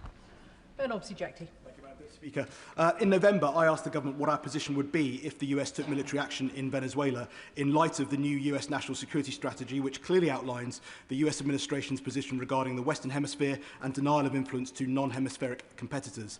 The answer wasn't clear. So, following her discussion with Secretary Rubio, what assessment has she made that Venezuela may be the first domino in a chain across Central America that ends with Mexico? And also, if we don't now recognise Delcy Rodriguez as the legitimate president, is she one of the individuals we've already sanctioned? We want to see regional stability. We want to see calm and stability across the region and partnership working between nations. I think that is crucial. In terms of Delcy Rodriguez has clearly been part of the Maduro regime for a long period of time, and that is why we believe that there needs to be a transition to democracy in Venezuela that engages all of the different opposition parties and all of the different players within Venezuela, and that is what we will work to do, and that is what I have discussed with Secretary Rubio. Will Crichton. Madam Deputy Speaker, and can I thank the Foreign Secretary for her statement and for her stamina. And over that last hour and 40 minutes, no one has regretted the downfall of Nicolás Maduro. But notwithstanding what the Secretary of State has talked about, this tension between practical, progressive realism and political principle, few of us can condone his kidnapping to stand trial in the domestic courts of another country. This is all the hallmarks of a treacherous deal between the remnants of the Maduro regime and the United States. But does the Secretary of State also accept that it signals the end of the rules-based international order, and the fraying of that order benefits not our friends in the West, but our foes in the East as well? So, I think I would just reiterate the point that I've made about there have always been challenges and strains around frameworks of international law and the realities of particular issues in different parts of the world. We, as the UK, have always argued for the maintenance of that rules-based order, but also on some of the alliances that uphold that rules-based order. And for us, one of those alliances is the transatlantic one as well. So that means we need both to maintain support for the rules-based order and to maintain some of the crucial partnerships that have upheld that rules-based order. And we need to be able to do both. Sarah Sultana. Deputy Speaker. 2 days ago, the United States carried out an illegal and unprovoked military attack on Venezuela, killing at least 40 people. During that attack, the Venezuelan president and his wife were abducted from their home and taken to the US on bogus drug-related charges. This Labour government is now refusing to assess whether this is legal. So I ask the Secretary of State this. If a foreign power accused the British Prime Minister of breaking its domestic law, bombed targets in the UK, killed dozens of British citizens and abducted the Prime Minister and his wife in the middle of the night, would the government be able to say that was legal? Or is international law only something that applies when Donald Trump says it can? And in that case, is the Prime Minister and this Labour government anything more than Donald Trump's poodle? So I think the honourable member seems to be making an equivalence between the Maduro regime and the democratically elected UK Prime Minister. I just think that this equivalence thing is just really inappropriate, and we should recognise both the huge damage that the Maduro regime has done, and including the fact that it is under investigation by the International Criminal Court for crimes against humanity. Just to give an update on my previous announcement that this statement will now run its course because the backbench business debate has been postponed for a future date. Calvin Bailey. Thank you, Madam Speaker. The Maduro government had no democratic legitimacy, but a return to gunboat diplomacy and strongman-led spheres of influence is not in our national interest. The rules-based international order is not teetering, but it is collapsing. This is disastrous, but we cannot just bemoan it. We must respond to this threat by building up the coherence of our own bloc, which is Europe. Does the Foreign Secretary agree that these developments demonstrate that the absolute priority must be not on noises off, but on deepening our connections, hard and soft, with our own continent? Well, I think we should strengthen our European partnerships. That's what we have been doing. We should also strengthen our own investment in defence. Again, that is what we are doing. But I also think that the transatlantic partnership remains important. It is what we will be discussing this week with the Americans as part of discussing the security guarantees for Ukraine. Those security guarantees that we have been discussing involving the US are also about the security of Europe, the security of Ukraine, security of the UK, and ultimately the upholding of international law. Monica Harding. Madam Deputy Speaker, does the Foreign Secretary agree that failing to call out your allies publicly when they violate international law, alongside one's enemies, which is easy, weakens adherence for international law fundamentally? And therefore, will she denounce in this chamber the US's illegal actions in Venezuela and the snatching of its President, however vile? And will she confirm that if it comes to a vote at the UN Security Council, that the UK will stand up for international law and will not abstain? Well, the UK continues to argue for international law, to ensure that international law guides and frames the decisions that we take as part of our foreign policy, and I have directly raised the issues of international law, particularly around Venezuela, with the US Secretary of State, and we continue to do so. Upholding international law also means upholding some of the alliances that sustain that international law, and that is what we will continue to do. Rachel Maskell. Deputy Speaker, in order to hold up international law, it's important that there's robust accountability on two fronts. Firstly, on how we use the intelligence that we have as a country ahead of actions being taken. I wonder if the Foreign Secretary can say how she used the UK intelligence before this operation, but also the accountability after an event, and how we will call the US President to account in the light that he is a sitting member of the UN Security Council. Well, the UN Security Council has obviously been discussing Venezuela today. That is what the UN Security Council would expect the UN Security Council to do on a significant issue. We have, obviously, she will know, a deep intelligence cooperation, security cooperation with Five Eyes countries. On this particular operation, we were not involved and also not informed in advance, and nor were other countries. Mike Martin. Thank you, Madam Deputy Speaker. The US has abducted the leader of Venezuela, yet the government can't say whether it's legal or illegal. Let's try an easier one, Madam Deputy Speaker. If the US were to abduct the Premier of Greenland, would that be illegal or illegal? Again, I would say to the honourable member, there's a continual sort of searching for equivalence when it is really inappropriate to do so. We have I've made very clear our position on Greenland. The future of Greenland is for Greenlanders and for the Danes, not for other countries, be that the US or any other country around the world. Tom Hayes. Madam Deputy Speaker, like the Foreign Secretary, we want an end to this brutal regime. I hope now that Venezuela can move to a democracy with full control of its oil and resources following this breach of the UN Charter. The Leader of the Opposition says that we live, and I quote her, in a fundamentally different world, in an increasingly dangerous world. After all, no UK Prime Minister previously has had to stand up so fulsomely for Greenland and Denmark's security.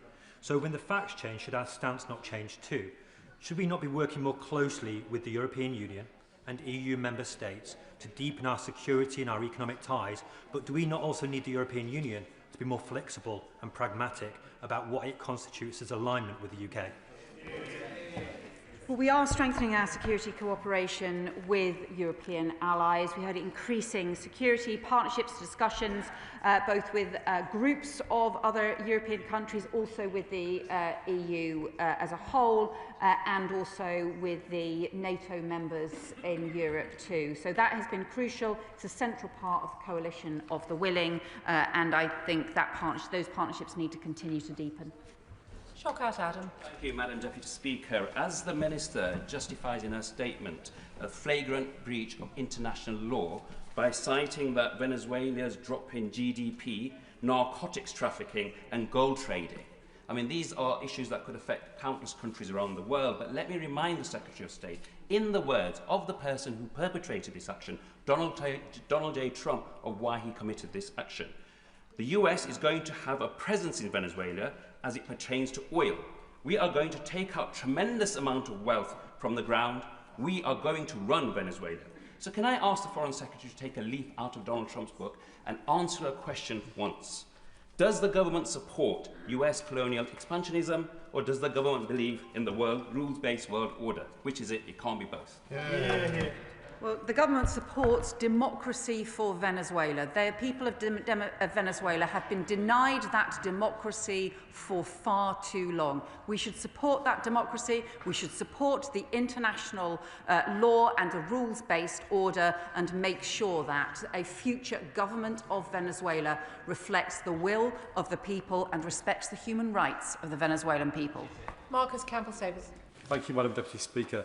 May I ask the Minister if she's reflected on the well-documented difficulties that arise when the US assumes administrative control of occupied territory, difficulties we saw all too clear during the Iraq conflict? And given these lessons, will the government press our American allies to ensure we see an early, credible election, one that enfranchises the estimated 7 million Venezuelans who emigrated during Maduro's time in office? Wouldn't this offer the most legitimate route back to democracy and spare the US the burden and risk inherent in attempting to administer another state? And doesn't this whole situation to displace autocracy demonstrate a need to establish a new consensus that updates the principles that govern the intervention in failed states? I think the Honourable Member makes a sort of important, thoughtful point about the way in which frameworks need to work, but he is right that this needs to be the transition to democracy at the earliest opportunity. The first stages in that are ensuring there is stability, and then the release of the political prisoners, the return of political opposition members so that they can come back to Venezuela, because you cannot fight a free and fair election whilst there is still political repression in place. Christine Jodin. Thank you very much, Madam Deputy Speaker. I have to say this is one of the most depressing days I've spent in this chamber in the past few years, because while I welcome the Foreign Secretary's commitment to democracy in Venezuela and her repeated commitment to the rules-based international system and our alliances, I cannot bring that together with this government's abject failure to condemn the actions of Donald Trump in breaking international law. And the concern it has created, reflected in statements by the leaders of Greenland, Denmark, Sweden, the Foreign Secretary herself at the dispatch box. So how is the government going to reconcile that blatant contradiction? Well, I think set out already our clear position on Greenland, the importance of international law, but also the importance of working through our different alliances and being prepared to raise issues, be it around international law or other issues, both privately and publicly as well. And what we need to do is to ensure we can pursue the UK interests and also our values. And we do that through the discussions that will be taking place this week on Ukraine, and we do this through the pursuit of democracy and our values in Venezuela as well. James Naish.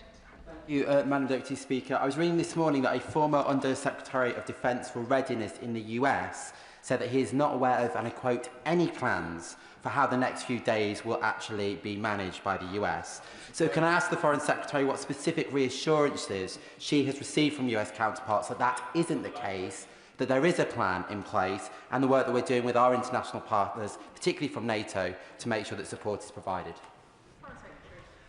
Well, one of the reasons that I spoke to the US Secretary Rubio yesterday was in order to be able to engage on what the plans now should be going forward. I think there obviously, given the level of criminal gang operations in Venezuela, given the different factions that there have been in Venezuela, preventing greater instability right now, making sure we can get that stable basis and a plan for democracy is immensely important. There is a very strong civil society, opposition groups and so on, but they need to be enabled and supported in order to make sure that we can get that peaceful democratic transition. It will be crucially important. Jim Allister. Most members of this House will agree with the government that there are no tears to be shed over the removal of the brutal regime in Venezuela. But my question for the Foreign Secretary is this: does, and if so how, does such a desirable outcome impact on the government's view of what is permissible within international law? Well, look, there is always a debate to be had about how you respond to different kinds of hybrid threats and complex threats in different countries, and there are also different interpretations that can be made. It's also why we have said, look, it is for the US to set out its interpretation and its legal basis for any action that it takes. But we continue to promote the importance of the international law as it is set out and the UN Charter. He will know there are other areas where we have argued for example, reforms to the interpretation of the ECHR, for example, other areas of international law for other reasons to modernise, but we continue to stand up for the principles of the UN Charter. Paul Wall.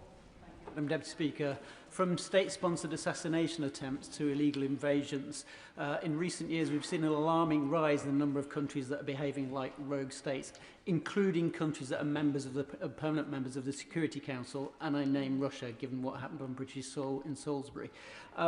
But does she agree with me that actually the international rules-based order and international law should be a fundamental principle and practice of the UK, and that's something that we expect other countries to uphold in all circumstances?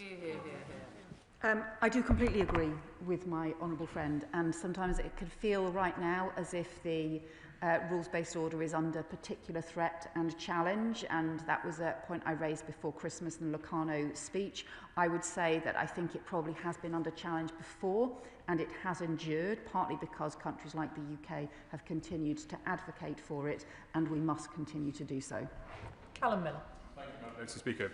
The people of Greenland are concerned today, and I welcome the Foreign Secretary's statement earlier that the UK bases that are used by the US Air Force will not be used for any attack on Greenland. Could she please confirm that she will make that clear to Secretary of State Rubio the next time they speak? Let's be really clear that we are all members of NATO. The UK, Denmark, the US. That is why it is so important that we continue to ensure the sovereignty of Greenland and of Denmark, and why we have made our views on that particularly clear to the US. Patricia Ferguson. Thank you, Madam Deputy Speaker, and I very much welcome the Foreign Secretary's statement this afternoon. And I would agree with her that Maduro was a corrupt dictator who frankly cared nothing for the lives of his own people. And I welcome the Foreign Secretary's comments about the importance of upholding international law. So does the Foreign Secretary agree with me that if we believe in a world order with clear rules about sovereignty, we cannot pick and choose when those rules do and do not apply? Otherwise, what is to stop others with further bad intentions from taking advantage of that situation and of following suit? Well, again, let me say we continue to support the international law and to promote it both publicly and privately with our allies, and also to pursue the alliances and to sustain the alliances which are important as underpinning parts of the rules-based order. That does include our NATO alliance, it includes our transatlantic alliance, and we maintain those long-standing partnerships as well as part of upholding international law. Danny Kruger. Thank you very much indeed, Madam Deputy Speaker. The Biden administration offered a $25 million reward for the capture and detention of President Maduro. And this country has passively supported regime change in Venezuela since we froze the gold reserves held at the Bank of England in 2019. So now that President Trump has followed through on the implicit policy of both our countries and achieved the outcome that the whole world wanted, can the Foreign Secretary tell the House what conditions will need to be met for the money that is owned by the Venezuelan people to be returned by the Bank of England? Well, as he rightly points out, successive governments have not recognised the Venezuelan regime. That is the basis on which the independent Bank of England took its decision. We continue not to recognise the Venezuelan regime because it's important that we have the pressure in place to have a transition to a democracy, which is also about the will of the Venezuelan people. So obviously there are independent decisions for the Bank of England to take, but our principles are about maintaining and pursuing the stability and the transition to democracy, and that is what is guiding our approach to recognition. Dr. Scott Arthur. Thank you, Madam Deputy Speaker, and I do thank the Foreign Secretary for her statement. She's been getting lots of advice in response, but I don't think any of us really envy her position. And I thank her as well for talking to the Leader of the Opposition, Maria Corina Machado. I think it's absolutely the right thing to do. She did outline how she's spoken to Secretary of State Rubio about a transition to democracy.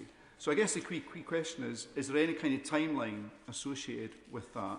And on recognition of a Venezuelan government, will that only happen once it has a democratic government actually elected? So we don't have timelines for this currently. And what the opposition, the Venezuelan opposition, have said is the first step has to be an end to political repression, the release of political prisoners, and also the safe return to Venezuela of opposition politicians, because without that you cannot have free and fair elections. So that is the first step we are pressing for, is an end to the political repression, and that is what we are urging the transition Vice President, now acting President, to do. Dr. Al Pinkerton. Thank you, Madam Deputy Speaker. There's an old warning from Benjamin Franklin. If you do not hang together, you will hang separately. Given the events in recent days in Venezuela, given the active threats against Cuba and Mexico, and in the past Canada and today Greenland, can I ask the Foreign Secretary, where is the line? What is the Rubicon now for the United Kingdom the crossing of which that would force us to recognise that our silence today will only lead to greater challenge tomorrow? And is it not time that we hang together with our values-based allies to stand up against Trump's colonial possession-taking in Central America, whether or not it's in the Western Hemisphere or elsewhere? Yeah. Well, I think, the equivalence across different countries is the wrong approach to take. I think that also does not recognise the scale of damage done by the Maduro regime, and also that what we need to do in order to promote international law is also to promote some of the partnerships that underpin it. It's why we need to work closely, not just with the Coalition of the Willing that is meeting tomorrow to discuss Ukraine, but also to ensure that there are US security guarantees, which is an important part of our security alliance with the US, and also that on Greenland we and other European countries have made our position clear. Iqbal Mohammed. Thank you, Madam Deputy Speaker. The unstoppable machine of American imperialist invasions has killed millions in Iraq, Afghanistan, Libya and Syria, from aiding and arming and abetting a genocide in Palestine to now the invasion and abduction of a leader in Venezuela for oil, minerals, gold, and to protect the petrodollar.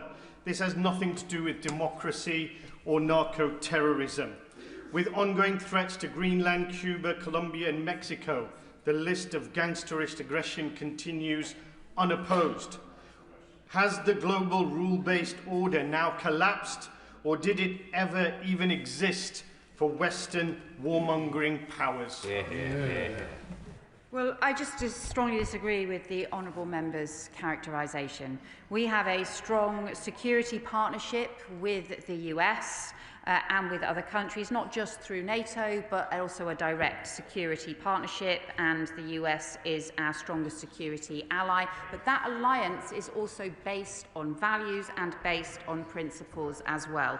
We build that relationship, or we continue to sustain that relationship as part of our support for and continued respect for international law. Martin Wrigley. Thank you very much, Madam Deputy Speaker. What message does the Foreign Secretary think that this weekend's outbreak of unilateral acts of violent kidnap and taking assets outside of international law sends to Vladimir Putin, in particular with reference to Russia's view of the need to seriously negotiate peace with Ukraine? Will the Foreign Secretary confer with her Ukrainian counterparts about giving our Ukrainian guests the option for a right to settle in the UK? And will the Minister meet with me and Ukrainian guests to discuss options moving forward?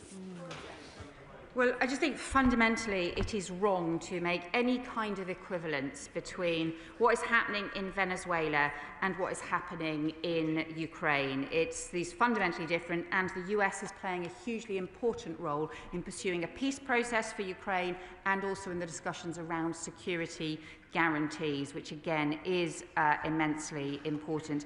He raises the issue of Ukrainians living in the UK. As he may know, we have a Ukrainian family continuing to live with us, and I take this issue extremely importantly. He will also then recognise, however, this is now a matter for the Home Secretary and not for me as the Foreign Secretary.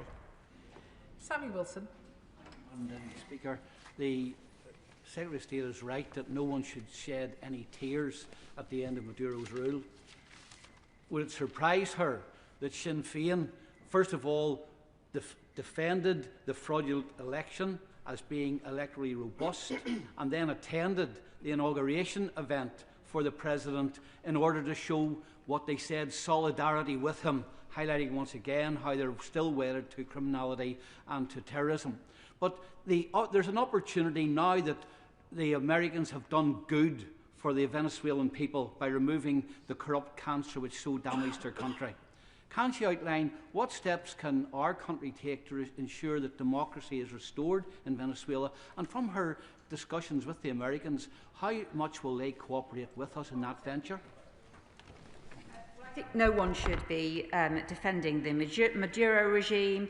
I've talked specifically to the US Secretary of State about the transition to democracy. The US have said that this is important, but we need to make sure that those conditions are in place, starting with the ending of political repression. Cameron Thomas.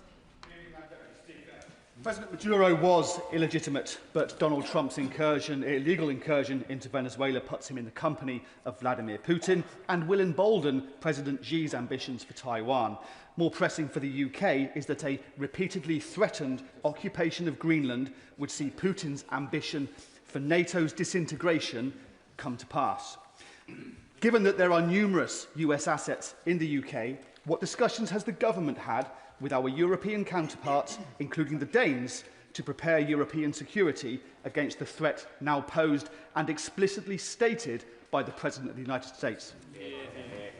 I really just have to say to the honourable member, trying to make equivalence between the US and Russia is just ridiculous. It's totally ridiculous and deeply, deeply inappropriate. A country where we have seen the Russian invasion of Ukraine and also the kidnapping of Ukrainian children, and in contrast, our relationship with the US, in which they are discussing now security guarantees for Ukraine. I think that's hugely important. Ayub Khan. Thank you, Madam Deputy Speaker. Absent international rule-based order leads to chaos, and we all know that within chaos there is order, and sadly, that order is where the strongest survive and the most vulnerable and weak die, neither just nor morally right. So I ask the Foreign Secretary, how can we be both champions and advocates for international rules-based order, yet wholly equivocal when it comes to calling out this flagrant breach of international law? Hear, hear. Well, we have set out our continued commitment to international law and also the importance of maintaining some of the underpinning alliances, rules-based alliances that are so important for sustaining the rules-based order. It's why we will continue to argue for international law and also to continue to maintain things like the NATO alliance and the partnership, and why we will continue to raise these issues both publicly and privately with our allies. Daisy Cooper. Thank you, Madam Deputy Speaker. The President Trump's actions are not about drugs, they are about oil. They are not about regional stability, they are about regional dominance. And they are not about upholding the law, they are about breaking it. The Foreign Secretary has said that the government has been clear, but she has not been clear on any of those 3 points. The world has changed this weekend, and it will change again very quickly. So can the Foreign Secretary say whether there is a single strategic decision or practical step that this government has taken in the last 72 hours to shore up our national security or that of our allies, especially Denmark? Well, we've got discussions going on the coalition of the willing, the preparations for them as we speak, the discussions being taken tomorrow. Those are all about strengthening our national security as part of strengthening Ukraine's national security. Adnan Hussein. Thank you, Madam Deputy Speaker. The Foreign Secretary repeatedly emphasises the government's commitment to international law. I, as I'm sure with many of my colleagues across the House, remain confused as to the Foreign Secretary's position in respect of President Trump's actions in Venezuela, whether they were in line with international law, and whether she believes breaching a nation's sovereignty is indeed a breach of international law and order. It could simply be a yes or a no. Well, as I have said, we won't shed a tear for Maduro and for his deeply damaging regime. It is for the US to set out the legal basis of their actions, which we were not involved in. We will promote now the democratic transition, which is something we have continually argued for as part of the policies that we have set out over many years on Venezuela, and we will continue to stand up for international law. Josh Babarindi. Madam Deputy Speaker, throughout this statement, the Foreign Secretary appears to have taken comfort in the UK not having been involved in the US's illegal attack in Venezuela. But the Foreign Secretary cannot escape the reality that for as long as this government fails to call out Trump for his actions, this government is complicit in his demolition of the international rules-based order. So when will the government put its head above the parapet in the spirit of the likes of Charles Kennedy back in 2003 and condemn the US President's attempt to turn our world into his Wild West? Well, again, I would say to the honourable member that he shouldn't make false equivalents in different situations, and that would be inappropriate to do so. We will continue to work with the US in the discussions this week on the defence of Ukraine, which is in itself about maintaining international law and the rules-based order, just as we will also continue to raise issues around international law in our private discussions with them and in public debates as well. Ms Coughlin. Madam Deputy Speaker, few of us regret the departure of Maduro, but many of us are alarmed by the breach of international law. But I am most alarmed by Trump's concurrent threat to Greenland and his previous threat to Canada. The Foreign Secretary says that she likes to deal with the world as it is. So precisely how many NATO allies does Donald Trump have to threaten until the government recognises that Donald Trump is a clear threat to the survival of liberal democracy in the 21st century? We are working with the US administration on support for Ukraine, which is about support for a democratic sovereign state that has been threatened by and invaded by an authoritarian Russian regime. And it is the US that is pursuing peace, that is also discussing security guarantees for Ukraine. So I really do think his characterisation of the world we are in is just wrong. James McCleary. Madam Deputy Speaker. There has been widespread speculation in recent days, and hours in fact, about a possible US operation to seize a tanker which previously operated in Venezuela, which the United States has been pursuing, is now off the Irish coast. Any such operation would very likely involve UK air bases. What steps is the government taking to ensure that any deployments of US forces from UK bases, whether in relation to this tanker or other targets it may define in Europe, are in full compliance with international law? So we always ensure that any action that the UK takes is in compliance with international law. He will know that we don't, that those are issues for the Ministry of Defence also takes immensely seriously issues around international law as well, and it is for them to comment on the way in which international law is applied. Ian Solomon. Madam Deputy Speaker, at the weekend Donald Trump invoked the Monroe Doctrine. From her statement, the Foreign Secretary seems to accept that the UN Charter is secondary to great power spheres of influence in some cases. So what criteria does she use to decide when the Charter is trumped by 19th century thinking? And she's talked a lot about alliances today. The great game of alliances in the 19th century ended very, very badly. Well, that is why the alliances that we stand up for today are ones that are based on our values and long-standing rules and relationships. That is what the NATO alliance is. It is based on our values and is immensely important. I'm not sure if he is saying he disagrees with the NATO alliance. That's been the cornerstone of our security for a very long time. John Milne. Thank you, Madam Deputy Speaker. This government has bent over backwards not to criticise President Trump directly. But that only makes him think he can get away with more and more. If President Trump really does invade Greenland, it's the end of NATO, the end of the special relationship. So will the Foreign Secretary accept that the best way for us to protect Greenland today is to explicitly say that President Trump is indeed acting outside international law? Again, I think he wants to treat equivalents in a whole series of different situations. We have been very clear about our view on Greenland. The final question in this statement, Jim Shannon. Thank you, Madam Deputy Speaker. I definitely have the strongest legs in this chamber. I've been bothered for over 3 hours. Can I thank the Secretary of State very much for her statement and for her strong commitment as well. But will the Secretary of State further outline what support we can offer our US allies to ensure that democracy is restored or indeed is created in Venezuela? That nation has great potential to do so much good. And further, what support can our UK government offer to secure the daily needs of so many young people who have been ignored for many, many years and left in poverty for far, far too long? Thank you.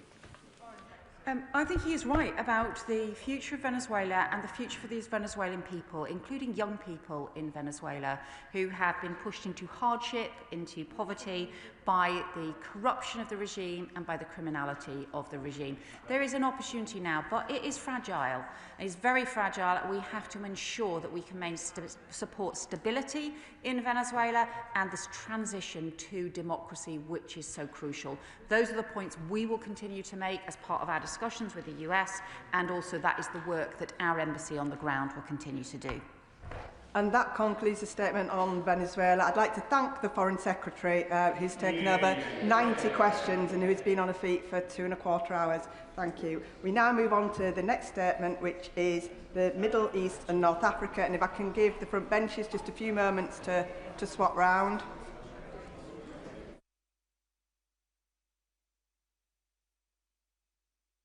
Statement, Minister Hamish Faulkner.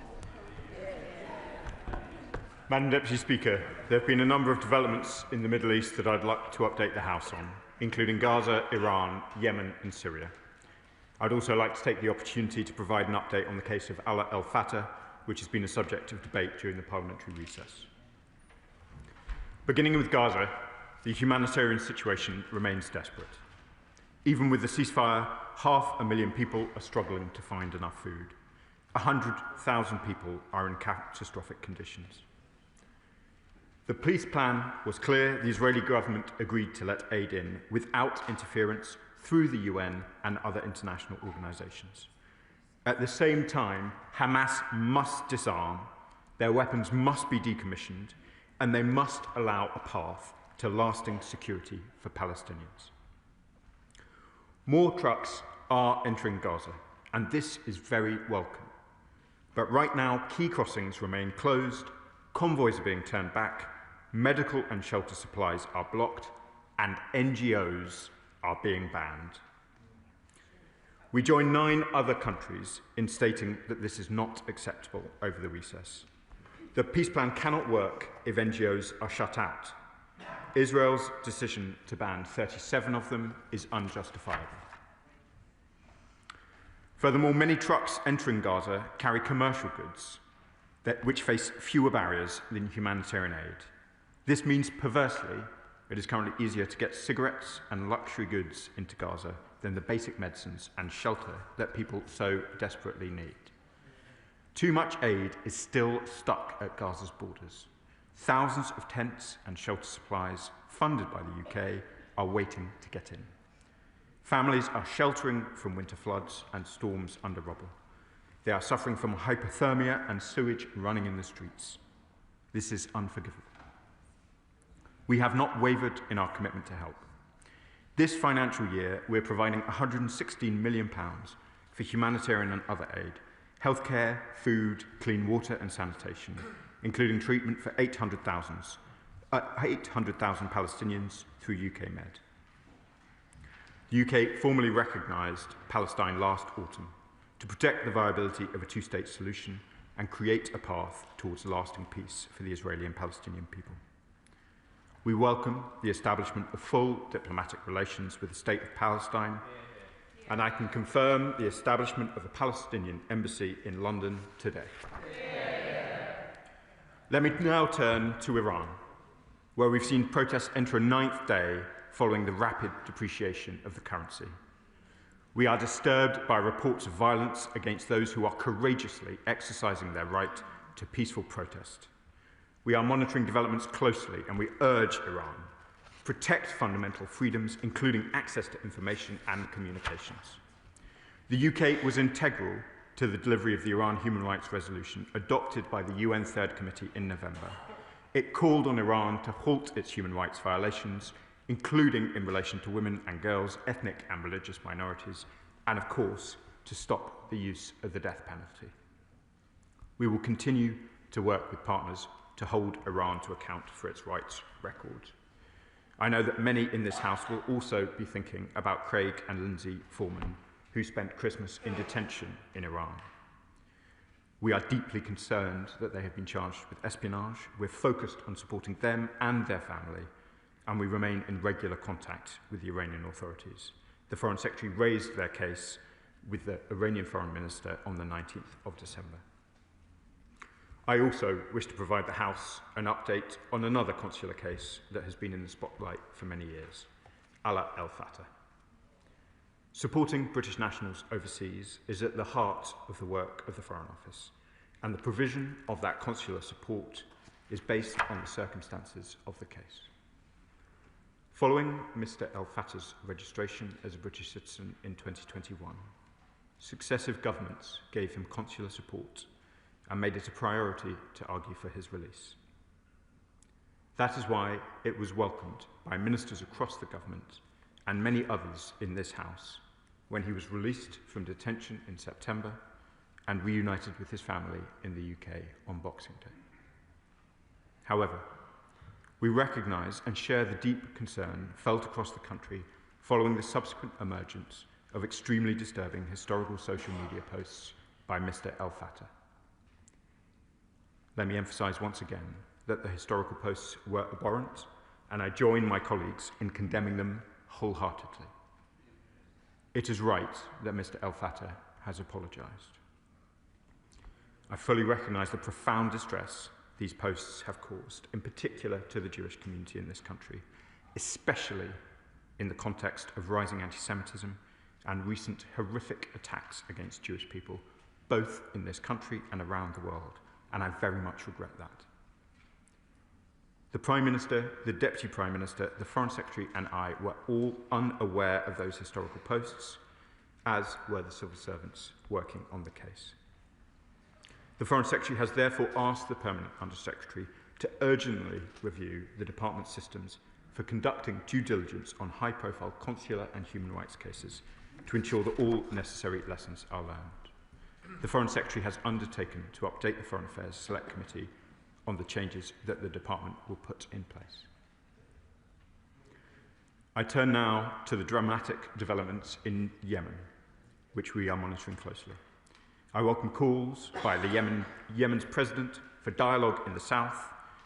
I welcome too Saudi Arabia's offer to host a conference and the United Emirates' call for de-escalation. A swift diplomatic resolution will best serve the Yemeni people. We remain committed to supporting Yemen's unity, including the Yemeni Presidential Leadership Council and the Government of Yemen, as we set out in the recent UK-led UN Security Council statement. I, the Foreign Secretary and the National Security Advisor have all been in regular contact with our partners in Yemen, the Kingdom of Saudi Arabia and the United Arab Emirates about the situation. We will continue to work closely with them. We must not forget that Yemen already faces one of the world's worst humanitarian crises. 18.1 million people are facing acute food insecurity. I saw it for myself in November when I visited clinics supported by the UK in Aden. Responding to this crisis is a priority for the UK, with the largest donor to the Yemen humanitarian needs and response plan, maintaining our commitment to £139 million in humanitarian aid this financial year. Finally, Madam Deputy Speaker, let me turn to Syria, where the past year has seen remarkable change. The Syrian government has shown commitment to tackling security threats, joining the global coalition against Daesh and committing to dismantle Assad's chemical weapons stockpiles. In my engagements with the Syrian government, I have heard directly a commitment to build a Syria for all Syrians. But despite this progress, the challenges remain immense. There have been outbreaks of sectarian violence in the last year, most recently in Latakia at the end of December. The recent attack on US soldiers in Palmyra is a reminder of the enduring Daesh threat. A stable Syria is firmly in the UK's interest, reducing the risk of irregular migration, terrorism, and other threats to our national security. That is why we have stepped up our engagement and support to Syria over the last year. The UK remains an active partner in the global coalition against Daesh, and on the 3rd of January, the RAF conducted a joint strike with France on an underground Daesh facility north of Palmyra. The UK will continue to do what is necessary to prevent a Daesh resurgence and support Syria's stability and protect UK national security. Madam Deputy Speaker, I hope this update on developments in the Middle East over recess is helpful to the House. His Majesty's Government remains committed to playing its full role in the Middle East. Foreign Secretary Jane Patel. Deputy Speaker, Britain's place in the world matters, and this side of the House is clear that our influence should be used to its fullest to support efforts to combat the complex and dangerous conflicts and tensions that we speak too often about when it comes to the Middle East in this House. From Israel to Gaza, Iran, Syria and Yemen, the UK can and should be able to make a difference. On Iran, on these benches, we stand with the brave Iranians in their fight for freedom against a terrorist-supporting, despotic and oppressive government. Yeah. Their fight for freedom must prevail. So can I ask the Minister what discussions are taking place with our partners in the region over the actions that can be taken to stop the regime's cruel and barbaric acts against those campaigning for freedom? Iran threatens our own domestic security by continuing with its nuclear weapons program, providing weapons and drones to Russia, its backing of China and repression in Hong Kong. Britain must send them a clear signal by imposing more sanctions on them, taking action to stop the sanctions busting that takes place through cryptocurrencies and other methods that facilitate and bankroll this tyrannical regime. Can I ask why the government and its ministers, in his statement today, have been silent specifically on those issues? And where is the plan now to keep Britain safe from Iran? And what is being done to secure the immediate release from Iran's cruel captivity of Lindsay and Craig Foreman, the two British nationals who tragically are still in captivity? I appreciate that he refers to the call that took place on the 19th of December, but what practical measures are being done? On Gaza, Hamas continues to breach the ceasefire in Gaza. They have refused to release the body of the remaining Israeli hostage, Ran Gildi, which has been in terrorist captivity for over 820 days. Can I ask the Minister what pressure is being put on Hamas to adhere to the terms of the ceasefire, to disarm and bring Ran back to his family? Will he also confirm, and he's mentioned this on aid, that 4,200 trucks are being delivered in aid to Gaza each week in accordance with the 20-point peace plan, and that is being overseen by COGAT and the CMCC? Is he meeting with CMCC and COGAT to see the operational delivery of this aid and the role that the United States is playing in securing this aid delivery? And on the licensing of NGOs, can the Minister confirm that the number of agencies that have been through the licensing programme, how many have been, and what contribution are they now making?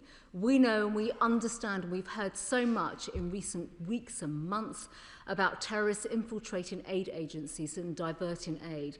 So what discussions has he had with ministers within the Israeli government as well and his counterparts to work with them to find practical solutions that address the serious concerns that have been raised so that more aid can get through and is not compromised to terrorists? On reforms to the Palestinian Authority, why is the government still backing them with taxpayers' money while they continue with the pay-to-slay programme? And when will this practice stop? Turning to Yemen, I agree with the Minister's comments made about Yemen and the conflict and the humanitarian suffering. Every single successive government has worked tirelessly to secure more aid and to support our global efforts when it comes to the suffering in Yemen. But what direct discussions has the Minister had with the UAE and Saudi Arabia, who are both long-standing partners and players, particularly over the recent dispute and tensions that have taken place? And is there a bridging role that Britain can play here? And what planning is underway with our partners in the region to respond to further threats from the Houthis? And on Syria, the targeted actions on Daesh were absolutely essential. But there are still many concerns about the stability when it comes to Syria. When will progress be made when it comes to tackling the sectarian violence, protecting minority rights, delivering the democratic transition? What quantity of chemical weapons has been disposed of? What measures are being taken to stop the criminality, the gangs, the drugs and the weapons? And finally, Madam Deputy Speaker, on the Al Fatah case, I welcome the way in which the FCDO in particular has now instigated this inquiry. Can I ask when this inquiry will be completed in terms of what has happened? Was the government informed by any other government departments in terms of the views that were expressed? And I recognise what the Minister has said thus far. And will the ministers in particular, probably now in the Home Office, pick this case up and work fast to strip him of his citizenship, as this side of... Madam Deputy Speaker, I can confirm that I have been in touch with my counterparts in both the UAE and Saudi Arabia, and indeed spoke to the Yemeni Foreign Minister this morning. We are in intensive discussions with all of our partners in the region on the questions in Yemen, which are very significant. I did not speak about the Houthis, but they remain a very significant threat, and I saw some of that threat during my visit to Yemen in November. In relation to Syria, I thank her for her spirit of cross-party cooperation on the strikes that we conducted. There remain very significant questions which are outstanding about the security of Syria, which I'm sure she and other members of the House will have been tracking. The violence in the end of December is indeed concerning. There has been progress on a range of questions. We need to see the independent reviews that were conducted into the violence, both in the coastal areas and in the south, followed through, including accountability measures, and I have made those points, as has the Foreign Secretary, directly to our Syrian counterparts. She asked the important questions about chemical weapons. I'm very pleased that there is now an OPCW programme engaged to ensure the destruction of chemical weapons. That will be of real interest to this House, given the extent to which chemical weapons in Syria have been discussed here even before the time I was elected, and that is welcome progress and important for regional security. On Iran, she is right to highlight the bravery of the protesters. She will have seen, I'm sure, also our spokesperson's statement over the course of the last few days, and indeed the remarks I have just made. We are speaking, of course, to our partners in the region. We are careful in the way we discuss matters in Iran. It is absolutely obvious that some in the leadership of Iran wish to portray these protests as being externally animated. Of course they are not. This is a response from the Iranian people themselves. In relation to Mr. Al-Fattah and the next steps, he was, as she knows well, provided citizenship by the previous government. That is not something that is stripped lightly. She would have seen the remarks of the Home Secretary during Home Office all questions earlier during the day. In terms of the timeline of the review, we intend it to be swift. We want to draw a line under this matter as quickly as we can and ensure that in all other cases, appropriate lessons are being learned. In relation to aid, aid in Gaza, I'd like to be clear, Madam Deputy Speaker, we are talking here about charities like Oxfam and Save the Children, credible charities supported by the British public who have donated generously over the course of Christmas. There has, of course, been concerns in relation to aid in Gaza. We have ensured wherever they have been raised, they have been investigated, but we should not let that take away from the credibility of the organisations involved. It is vital that those aid agencies are able to work. 30% of Gazans cannot afford basic food. She is right to say that there has been an increase in the aid going into Gaza, but it is not yet in line with the 20-point plan. Still, UN truck shipments are going in less numbers than was agreed. I think the number is of 250 aid trucks from the UN going in a day, only 147 are going in.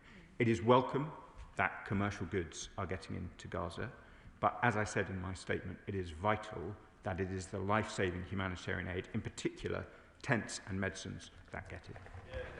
Patricia Ferguson. Thank you, Madam Deputy Speaker, and I thank my honourable friend for his statement this afternoon. And I entirely agree with him that at a time when the humanitarian crisis in Gaza remains so desperately urgent, that the decision by the Israeli government to withdraw accreditation from 37 aid agencies, 37 extremely credible aid agencies such as Caritas Internationalis, ActionAid and the International Rescue Committee, is an act of cruelty. And will the Minister therefore join with me in condemning this decision and urge Israel in the strongest possible terms to rescind it immediately before more deaths are occurring in Gaza and the West Bank because of the lack of the humanitarian aid that we need? And will he also urge them to open up the Rafah crossing as a matter of extreme urgency?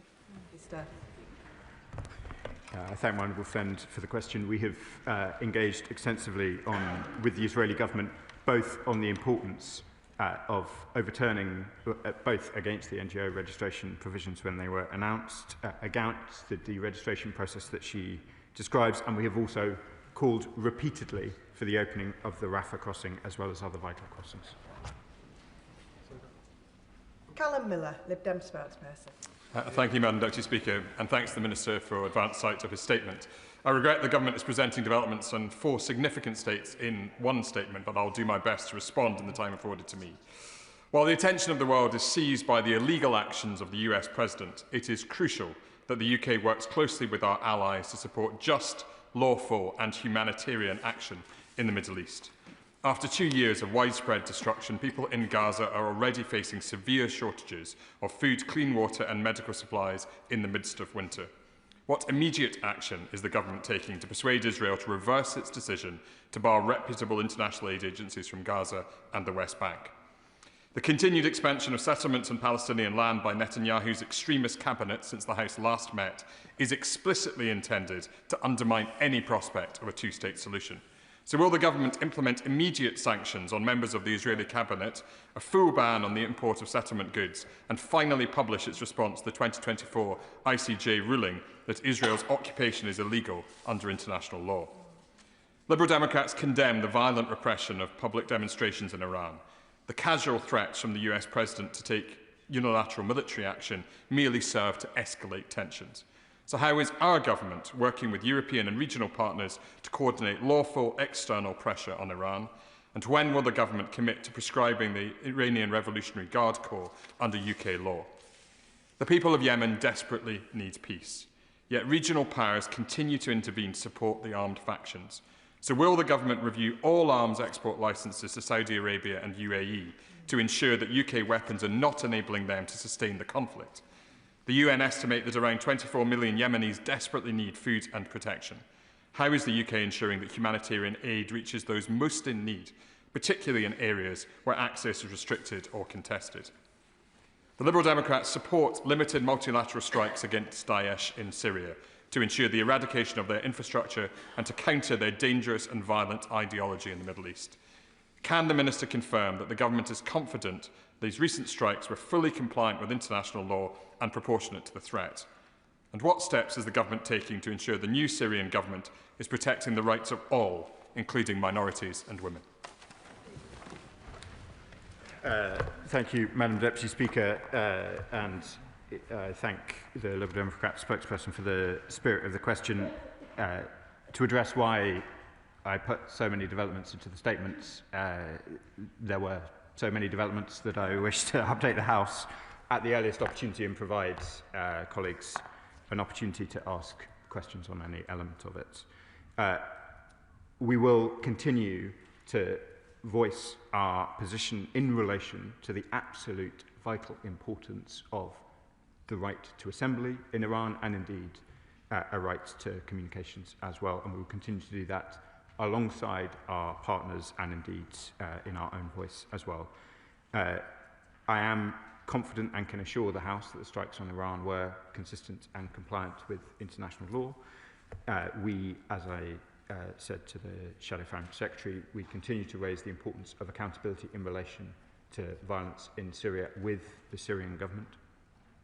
In relation to developments in Yemen, particularly on questions of aid, there is, I'm afraid, a very significant divergence between the ability of the UK to deliver aid in the areas controlled by the Houthis and the areas not controlled by the Houthis. The Houthis have continued to seize aid workers and indeed aid premises. It is simply not possible under these circumstances to have an aid operation which operates at the scale of the needs of the Yemeni people. I call again on the Houthis, as I have repeatedly, to release all those they've detained, to leave those officers and to abide by humanitarian principles. If they do not, it is simply not possible for the UK or indeed any other humanitarian actor to ensure that the Yemenis get the support that they require. In relation to arms sales, we, as I know the Liberal Democrat spokesperson is aware, we have the most robust arrangements in the world, and I'm confident that they have been followed in this case, but of course we keep these matters as ever under close review. John MacDonald. I was one of those MPs who campaigned hard for the release of Alaa Abd el Fattah. So can I say to the Minister, it's important that when the considerations are taking place about the overall process around that, there is an accurate narrative. And the narrative partly is this, yes, there were vile social media interventions by this person, which we all condemn, but which he apologised for. But more than that, he became a campaigner in his own country for civil rights in Egypt, because he's a joint citizen, for civil liberties, civil rights, religious freedom, campaigned against anti-Semitism, and for that has served 10 years in prison. Not many in this chamber has gone anywhere near that record of campaigning for these civil liberties. So maybe that narrative could be taken into account when consideration is taken about this individual. Mr. I thank the Right Honourable Gentleman for his question. And Madam Deputy Speaker, I do not want to prejudge what the review may find, but we provide consular assistance to many thousands of British nationals every year. There is, of course, a debate, which the Shadow Foreign Secretary alluded to, about whether or not he should have been made a citizen in 2021. But in 2024, when we became a government, he was undoubtedly a British citizen. We will continue, I am sure, to provide consular assistance on a non-judgmental basis. If a British national is in considerable distress overseas, if there are outstanding questions about their treatment, then British nationals of all kinds can rely on the support of the United Kingdom. Tom Tugendhat. Thank you, Madam Deputy Speaker. May I first of all welcome the statements the Minister has made. I certainly agree with him on the strikes in Syria and the view he's taken towards the Houthis in Yemen, who have murdered so many people over recent years. May I ask him about a separate aspect of the Iranian situation that we're seeing? We're seeing extraordinarily courageous protesters on the streets all across Iran in various different cities and towns. But we're also seeing Russian cargo aircraft coming in, landing in Tehran, presumably carrying weapons and ammunition. And we're hearing reports of large amounts of gold leaving Iran. I was wondering whether he could update the House on any of those reports which suggest that the regime itself is preparing for life after the fall. Madam Deputy Speaker, for reasons I'm sure the right honourable gentleman will understand, I'm not in a position to give a detailed update on the reports he alludes to. I would simply underline the point I made in my statement, which is that the freedom of assembly, the right to protest, are inalienable rights of the Iranian people. We want to see the Iranian government respect that. Melanie Ward. Thank you, Madam Deputy Speaker, and let me start by thanking the Minister for all his work on Yemen, which gets too little attention. I know it's a personal commitment of his, and the humanitarian crisis there is truly horrific. Hear, hear. As he said, over Christmas, the Israeli government banned 37 international humanitarian organisations, many of them British, from delivering life-saving aid in the state of Palestine. They include Medical Aid for Palestinians, the International Rescue Committee, Action Aid and Médecins Sans Frontières. In doing so, Israel follows in the footsteps of other aid-banning regimes such as North Korea, Russia and Myanmar. More civilians are dying as a result.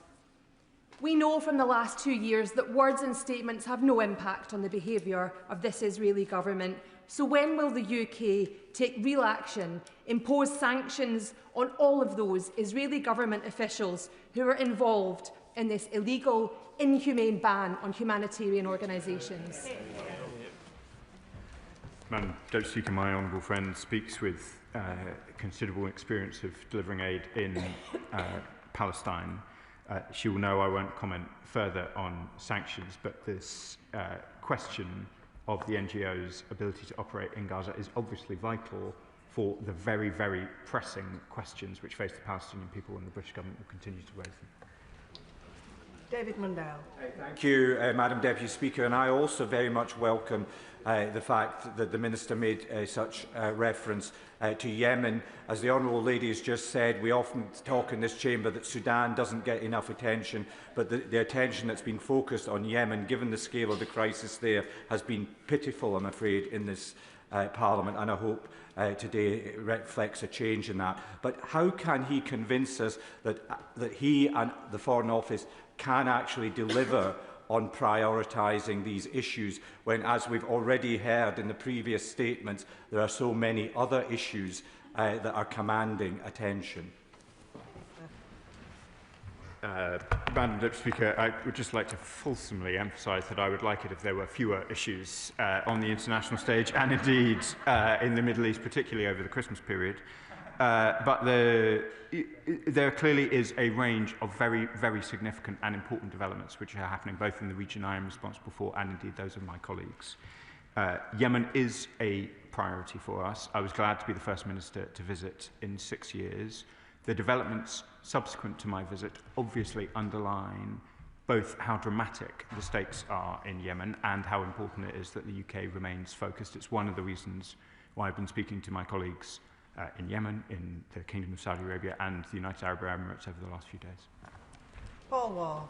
Thank you, Madam Deputy Speaker. Can I welcome the fact that, as the Minister said, The UK is spending £116 million this financial year on aid to Palestinians. That's vital aid for healthcare, food, clean water and sanitation. But the fact remains that that aid is often stuck at the border because of the continued closure of the Rafah crossing.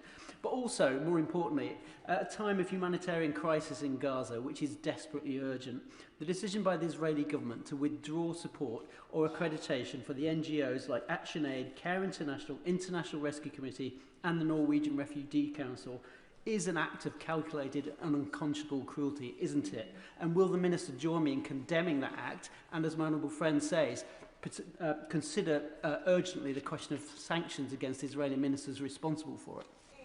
Minister. My honourable friend has been a doughty campaigner on these issues since he arrived in the House.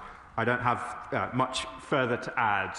The British position is absolutely clear in relation to the deregistration of NGOs. We opposed the proposals when they were first mooted, and we oppose the deregistration now. These are credible organisations. He refers to many of them featured in the disasters, the deck appeal that was ongoing through Christmas, and I know that many of our constituents, including my constituents in Lincoln, will have contributed fulsomely because they are so keen to see aid entering Gaza in the way that we all know it needs to. Monica Harding. Thank you, Madam Deputy Speaker. The Minister speaks at length about humanitarian need and the UK's desire to lead. Yet the reality is that this government has cut aid to its lowest level this century. The OPTs Yemen and Syria all face cuts, and Syria alone this year aid has been slashed by 35%. So how can the government credibly claim urgency on humanitarian access, stability and peace, whilst simultaneously withdrawing aid budgets? And in Gaza, the Minister rightly condemns the suspension of licences of INGOs, but the restriction of humanitarian aid is against international humanitarian law. So, beyond the words, what consequences will this government place on the Israeli government? Madam Deputy Speaker, we've talked at some length before about the actions we've taken, including sanctions against two Israeli ministers. I won't, for the reasons I've already alluded to, speculate on sanctions from the dispatch box. On the questions that the Honourable Lady asks about aid, it's absolutely incontrovertible that we have made tough decisions in relation to aid budgets, but we also have to be clear on the restrictions that are in place, which no amount of money can overcome. We talked about the situation in Yemen, particularly in the Houthi-controlled areas. I am not saying that the overall volumes of aid do not matter, but some of the questions on which, in all of these contexts, are most vital is whether or not access for that aid is allowed. You can spend an awful lot of money on aid which then ends up waiting in warehouses, and that's why we have been focused in the way that we have. Debbie Abrahams. Madam Deputy Speaker, I welcome my honourable friend's statement on the lack of progress in Gaza. This is a real concern, and then on top of this shockingly callous display by the Israeli government in banning the 37 organisations. It just is incomprehensible. But I want to focus on what's happening in the West Bank and people being stripped of their land, murdered in cold blood, as these illegal settlements are expanding. When will the government act in lockstep with international allies and use the legislative tools at their disposal, such as the 2018 Sanctions and Anti-Money Laundering Act, so that we can stop the illegal trade that is happening and make sure that we're banning goods, services and investments from the illegal settlements? I thank the Honourable Lady for her question, and I know she's written to me and the Foreign Secretary on these questions, and I'll respond fully to that letter. She knows that the government is deeply concerned by the expansion, both in settlements themselves and violence associated with it. That's why we joined our E4 colleagues from France, Germany and Italy in a statement on this. That's why we condemned the most recent announcements from the Israeli government in relation to settlements, and it is why we have continued to press them, not just on the approval of settlements, but also on correspondent banking, which is an issue of vital importance to the Palestinian economy. It was good that there was a temporary extension of correspondent banking arrangements for the West Bank, but that must be extended further. Dr. Andrew Morrison. Deputy Speaker, can I thank the Minister for a comprehensive regional update. It looks like we may be seeing the beginning of the end of a wicked regime that has ruled Iran since 1979. However, despite the best intentions of Israel and the US last year, a large part of Iran's nuclear inventory remains intact and potentially poses a threat if the regime crumbles. What measures can be taken, reasonably taken, to ensure that that inventory is secured and that it is put beyond use by any malign state or non-state actors? Minister. Madam Deputy Speaker, my predecessor is knowledgeable on these questions and invites me to comment on a speculative proposal, what would happen should the Iranian government fall in response to these protests.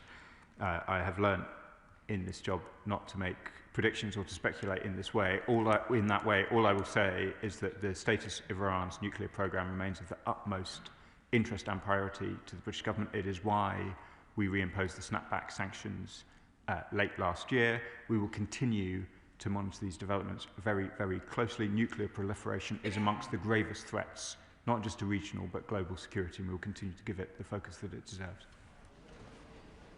Imran Hussain.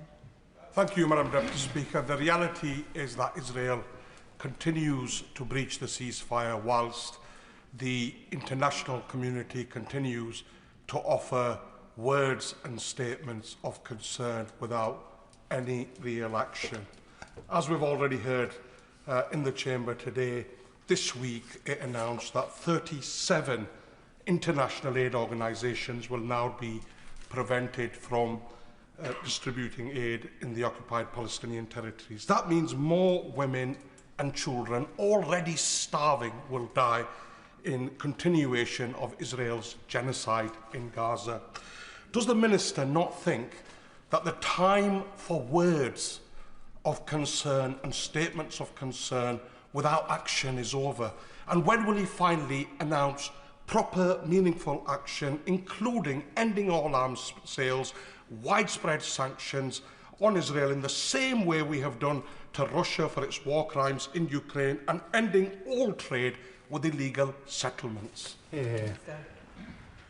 Madam Deputy Speaker, I have set out already the continued aid efforts. I've set out the work we're doing both alone and alongside partners to ensure that these points that we're discussing this evening are made with the force that they require to the Israeli government, and will continue to do so. Chris Law. Thank you, Madam Deputy Speaker. It won't surprise you that I'm going to echo more or less what many people have said on Gaza across this House, which is 1.6 million people are facing starvation, winter floods, winter storms, freezing temperatures. Aid has been totally blockaded. 37 NGOs, including Medicines Sans Frontières, Norwegian Refugee Council, ActionAid, Oxfam and others are denied access. And less than 10% of aid that was received before October 23 is now getting through. And the question that keeps getting asked in this House is this: what's the next concrete step that this UK government is prepared to take? If we can't discuss sanctions and all we're discussing talk, is there something else that can be given, is offered to all of us in this House who are desperate to hear some further progress that's going to be made? Thank you. I can reassure the honourable gentleman this has been a priority through the Christmas period. We will continue to work on it with the urgency that it requires, and I'll continue coming to the House to provide updates. Stella Creasy. Thank you, Madam Deputy Speaker. I feel I must press the Minister on this issue about the settlements that were announced over the Christmas period, further 19 of them in the West Bank, because Minister Smotrich has been explicit. This is about deliberately making it impossible to establish the Palestinian state. It brings to the total in the last 3 years alone 69 new settlements in the West Bank, several of which were ones that had previously been dismantled. These actions are provocative at best, deeply destabilising for the peace process that will benefit so many people in both Israel and Palestine as a result. He has said that the government condemns them, But we know in this history of this crisis that condemnation isn't enough. We do need concrete action. So what more can he tell us about his conversations with our allies in America, for example, who I know are also concerned about the settlements? What will he take to stop this deliberate attempt to stop the peace process? Minister. Madam Deputy Speaker, let me say a little bit about those 19 settlements that were announced. I condemned them immediately. I have sanctioned the minister in question, Minister Smotrich. I announced it in June. He is completely committed politically to oppose the establishment of a Palestinian state. As I announced in my statement, today we have a Palestinian embassy in London. The British government now irrevocably recognises a Palestinian state. I recognise the force of what she says. There are ministers in the Israeli government completely opposed to the establishment of a Palestinian state. That is not the policy of the British government, and it is not the actions that I and the rest of the government have taken since July 24. Kit Malthouse. Madam Deputy Speaker, as the Minister pointed out, the situation in Gaza remains catastrophic, and I join with other colleagues in recognising that against that backdrop, the barring of these aid agencies or access by these agencies is particularly cruel and wicked, and it's horrifying to think what the motivation might be. But of course these agencies also deliver services in the West Bank, where, as colleagues have also pointed out, the situation deteriorates with home demolitions, summary executions and seemingly psychopathic thugs roaming the territory, burning homes and attacking innocent Palestinians. We have happily, though, recognised the state of Palestine and have, as the Minister said, now established full diplomatic relations. So against that backdrop, if the Palestinian government were to request that the UK cease trading with foreign nationals illegally resident on its territory, on what basis would we refuse? I will, as I did with his colleague, resist the temptation to be drawn into speculative questions, but just to be clear, the West Bank is considered Palestinian territory. Israeli goods must be labelled as being produced within Green Line Israel if they are to benefit from the trade arrangements they have with the UK. If they are not produced in Green Line Israel, they are subject to very different arrangements indeed. I understand, I think the right honourable gentleman has signed the letter that my colleague has, and I'll provide a full response in due course. Matt Weston. Thank you, Madam Deputy Speaker. I just want to pick up on the point that my honourable friend was talking about in terms of aid getting in and the paucity of that, but just the utter ridiculousness of how Israel is frustrating not just the quantity of aid, but really the basic elements of aid, such as tent poles and tents or razor blades, whatever, or generators, claiming that somehow they are dual use and therefore a potential threat. Could I urge him, really in terms of humanitarian basis, to pick this up with his opposite number about just how wrong this is and how he is denying humanitarian aid to the people of Palestine? My honourable friend makes important points. The dual-use list, which is restricting aid into Gaza, is clearly having very, very significant humanitarian effects, covering a wide range of items, including the shelter items he described. It has also had a very adverse effect on the ability to ensure even the rudiments of health provision in Gaza. We have and will continue to call on the Israeli government to review the dual-use list and ensure that vital supplies get in the quantity that is required with the urgency demanded. Brian Matthew. Madam Deputy Speaker, I welcome the Minister's statement and the good news about the establishment of the Palestinian embassy today in London. My question, however, concerns Sudan. As a member of the International Development Committee, the latest assessment we have on the number of killings in Al-Fasher is now 75,000 people. The horror that those poor people are living and dying through every day demands action before the city of El Obeid suffers the same fate or worse. With millions of people at risk of starvation through this war, what discussions are being had with the UAE to stop the flow of weapons and with the African Union to see an expeditionary peace force put together to save Sudan? Thank you. The honourable gentleman is right to highlight the situation in Sudan. It is the worst humanitarian crisis of our time, despite the many other pressures that I described in other parts of the world. We are doing all we can politically and diplomatically to end the fighting. It remains a priority for the Foreign Secretary and the Minister for Africa, and we're working alongside the US-led Quad, including in engagements with our colleagues in Saudi Arabia, the Emirates, and all those with an ability to influence. Andy Slaughter. Thank you very much, Madam Deputy Speaker. This morning I had the honour to attend the official opening of the Palestinian embassy in my constituency by His Excellency Ambassador Hussein Zomlot, and also by 14-year-old Abida, evacuated to the UK for medical treatment after losing 2 of his limbs in Israeli bombings. Can I thank the Minister for his work in achieving recognition, which his predecessors failed to do in the past 80 years, and also for supporting the medical evacuations. But can I press him on this point about action against settlements?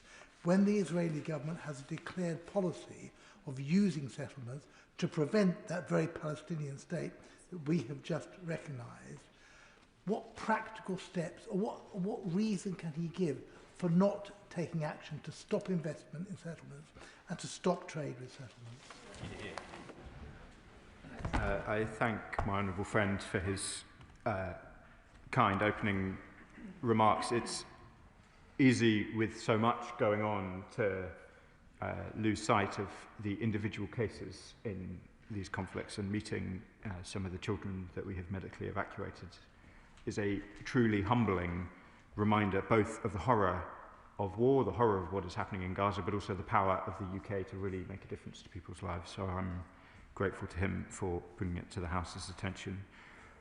We are not only committed to a Palestinian state, we have recognised one. We have set out clearly where that Palestinian state is, and that clearly has implications under international law. Points we have made both in relation to the most recent set of settlements announced by the Israeli government, and indeed some of the other very significant settlements, including the E1 settlement that have been announced.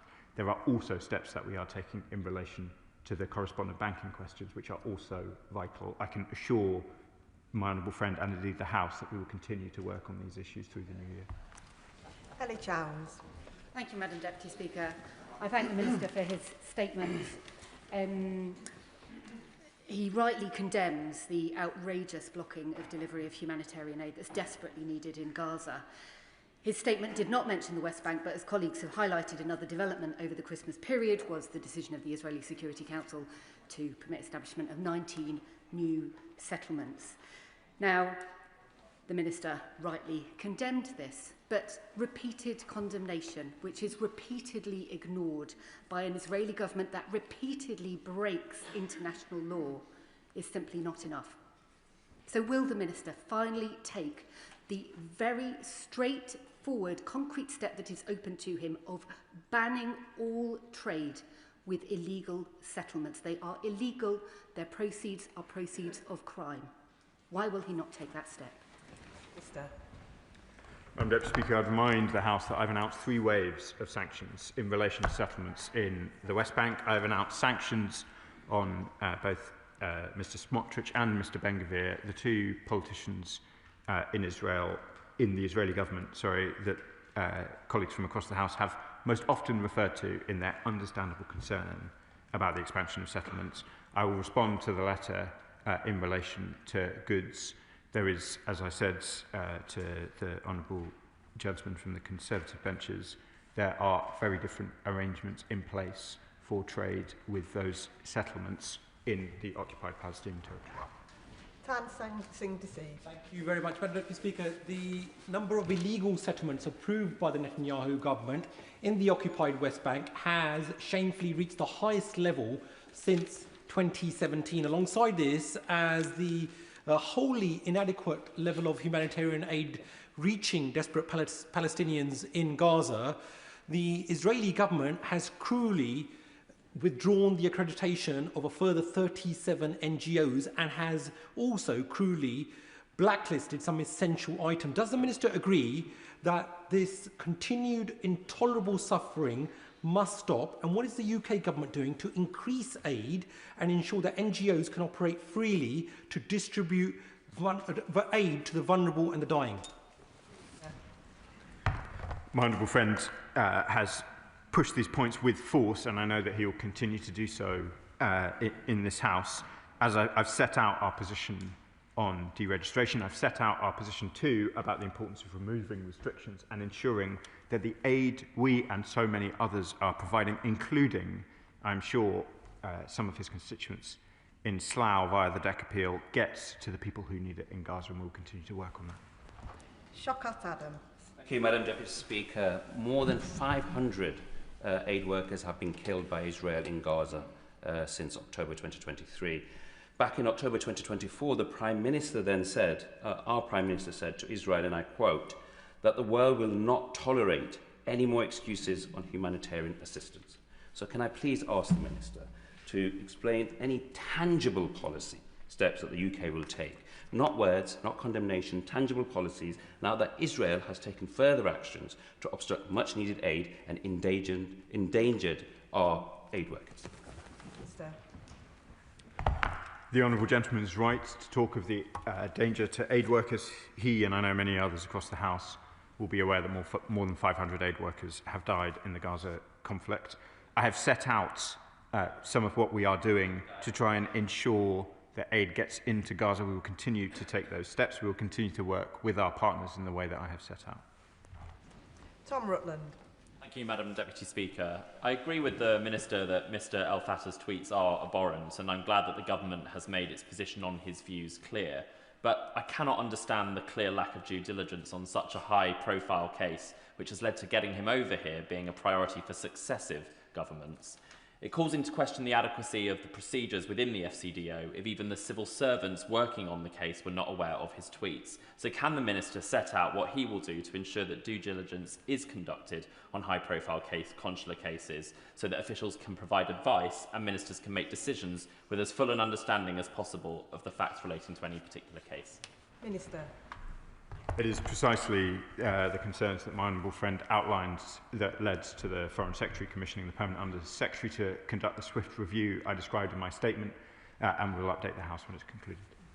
Caroline Burden. Thank you, Madam Deputy Speaker. It's quite difficult to know what to focus on in this wide-ranging statement. The rights of women and girls in Iran, or the awful situation in Yemen, but I would like to focus on the situation with Israel banning 37 international aid organisations like MSF and Oxfam from Gaza. Now, in the Minister's statement, he uses passive language. He says too much aid is still stuck at Gaza's borders. Now, this might be the ex-Reuters editor in me, but I'd like to say that I think that's wrong. The aid is not stuck at Gaza's border. It is being deliberately held there in an act of cruelty by Israeli government who does not want the aid to help the people of Gaza. So could the Minister please tell the House exactly what the UK government is doing to restore access? What leverage are they using to force the Israeli government to reverse this cruel decision? And when will they work with EU allies to bring in much wider sanctions? Perhaps it's time for trade, sporting, cultural sanctions against Israel, so they will really listen, rather than just a passive statement which is clearly making no impact on the Israeli government's actions. Minister. I hesitate to argue with an editor, but I think it's been absolutely clear in my statement today, and indeed all of my statements from the moment I went myself to Al Arish, to the warehouses where aid was being blocked by the Israeli government from crossing the border. It is absolutely clear what the British government's view is about the restrictions on aid which are imposed by the Israeli government. Rachel Maskell. Madam Deputy Speaker, the provision of aid is needed at pace. The provision of healthcare is needed at pace, and yet over the last 27 months, pace has not been the response. And what I would say to the Minister is, how is he taking a step back and looking, for instance, at the instruments available to him, like the international law framework, to ensure that that can operate at pace? Because clearly without pace, the Israeli government feels that it has impunity to do whatever it wishes. Minister. Madam Deputy Speaker, as I alluded to in my last answer, we have wanted more aid into Gaza since almost the first day we were the government. I have travelled extensively to the region and seen the restrictions on aid. I have called repeatedly for the Israelis to allow that aid in. We will continue to work to try and see that aid getting in at the pace and the scale that is required. We are doing a range of things. We are part of the CMCC, which the Shadow Foreign Secretary visited and I believe met our UK embeds within the CMCC. We have worked with the Jordanians on airdrops. We have gone to Al Arish ourselves to make these points. The Foreign Secretary went to Jordan in November. I would not wish her or anybody else in the chamber or watching at home to draw any other conclusion than the British government is committed to getting aid in as quickly as possible. Mike Martin. Thank you, Madam Deputy Speaker. I'd like to pick up this theme mentioned across the House around increased settlements and trade. And along with the concerns expressed from across the House, I have a particular concern that currently there are Israeli settlements that are trading with the UK but passing their goods off as coming from Israel. And as the Minister said himself, there's more favourable trading arrangements if you do trade with Israel vis-à-vis trading with the settlements. So will the British government commit to publishing segregated trade statistics by category of good and by origin of good vis-à-vis Green Line Israel versus the settlements? Minister. The honourable gentleman asked an important question and he raises the spectre of those in the occupied Palestinian territory falsely labelling their goods as being within the Green Line, publishing more detail about goods which he alludes to potentially being falsely labelled would probably not enlighten the House or anybody else on what the truth of the situation is. What I would say to all of those who are in the occupied Palestinian territory who are producing goods in settlements is if they breach the arrangements set out very clearly for trade with the UK, then they will be in breach. The HMRC will investigate and we will take action. Paula Barker. Thank you, Madam Deputy Speaker. As the Minister alluded to from the dispatch box, British taxpayers have witnessed atrocities committed by Israeli authorities in Gaza, then acted to donate to NGOs that are ordinarily able to deliver much-needed humanitarian aid to Gaza. However, Israeli authorities continue to impede full humanitarian access, leaving aid paid for by the British public out of the reach of those who urgently need it. Can the Minister explain to the British public how the UK plans to urgently solve this ongoing issue and ensure an end to the obstruction of British charities? Minister. Thank my honourable friend for the question. As I set out in the statement, it is very clear in the 20-point plan what the provisions around aid need to be, and they include the unimpeded operation of the UN and humanitarian agencies. That is what we need to see, and we are talking to all of our partners, as well as raising these points directly with Israel to ensure that, as she says, the aid provided from the UK and many other places gets into Gaza in the way that it needs to. Adnan Hussain. Thank you, Madam Deputy Speaker. As Israel continues its brutal treatment of Palestinians in Gaza, aid remains blocked even as people face flooding, severe weather and freezing conditions that have already claimed the lives of infants. I asked the Minister why the government is not demanding full, unrestricted access for international aid workers, UN agencies and medical teams, and I ask why is foreign media still barred from Gaza? What is the UK doing to ensure independent, international journalists can report freely so the world can see the true scale of the devastation and the horrific crimes being committed? Madam Deputy Speaker, I've set out already why we want international NGOs in Gaza, why it's so vital that aid can get in an unimpeded way. It is also vital that international journalists and indeed journalists of all kinds are able to report freely. Alex Serble. Thank you, Madam Deputy Speaker. I know the Minister is aware of the case of Marwan Barghouti. Marwan Barghouti's case was reported by the Interparliamentary Union to have been in violation both of the Oslo Accords and the Geneva Convention, having been abducted by Israel from the West Bank and put on trial in Israel. He will have seen the reporting today that Sanctioned Minister Ben Gvir said that Barghouti should be executed, an unconscionable statement by a sanctioned Israeli minister. Can I ask the Minister whether the government has assessed the compatibility of Mr Barghouti's trial detention with international humanitarian human rights law, and whether this informed any representations made the Israeli authorities beyond calling for ICRC access? Minister. Well, let me be clear. The British government opposes the use of the death penalty in all cases, everywhere, as a principled position. The treatment of detainees in Israel has been a question that we have also raised recently, and I'm happy to revert to him on the more detailed question he asks about Mr Barghouti. Chris Coughlin. Deputy Speaker, I was extremely proud to serve on the anti-Daesh campaign in the Foreign Office and the Army. I think it's important to recognise that that campaign is both just and I believe represents the UK actually learning the lessons from Afghanistan and Iraq in what has been a largely successful intervention. And I strongly welcome the new government in Syria, but it is of course concerning that there has been an increase in ISIS activity in the last year. But perhaps the most intractable issue with ISIS in my experience is the 27,000 ISIS members and their families in prisoner camps in Syria, including many children who are being radicalised.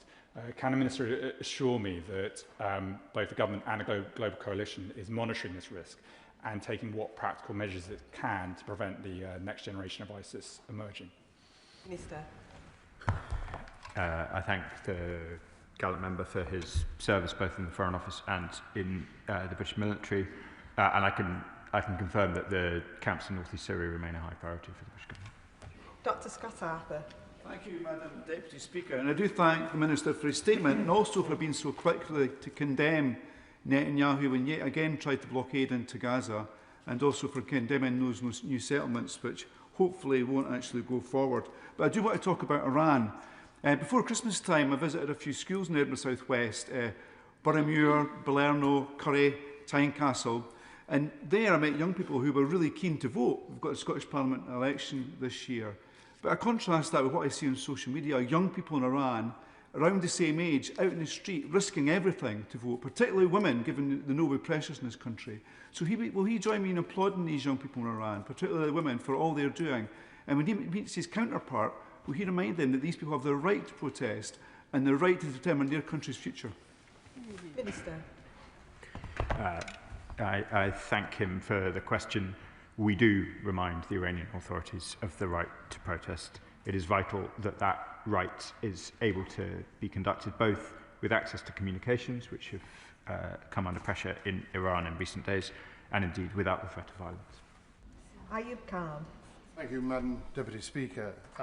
Deep down, we all know that there is no real ceasefire. How can it be a ceasefire when more than 500 civilians, Palestinians, have been murdered, approximately 100 of them children? We all celebrated the New Year with family and friends with fireworks, when IDF soldiers celebrated New Year's by firing unlimited bullets to Gaza blindly. The level of depravity is unspeakable. And now we know that 37 reputable organisations are being prevented from providing humanitarian aid. There is one suggestion. We know that 9 countries, along with the UK, expressed their concern. Can I ask the Minister, what stops the Minister, this government, from joining with those 9 countries and making a visit to the ICC and raising this matter so we get a ruling and then enforce it, if necessarily, with military? The Honourable Gentleman will be familiar with the deliberations of the ICC already in relation to this conflict.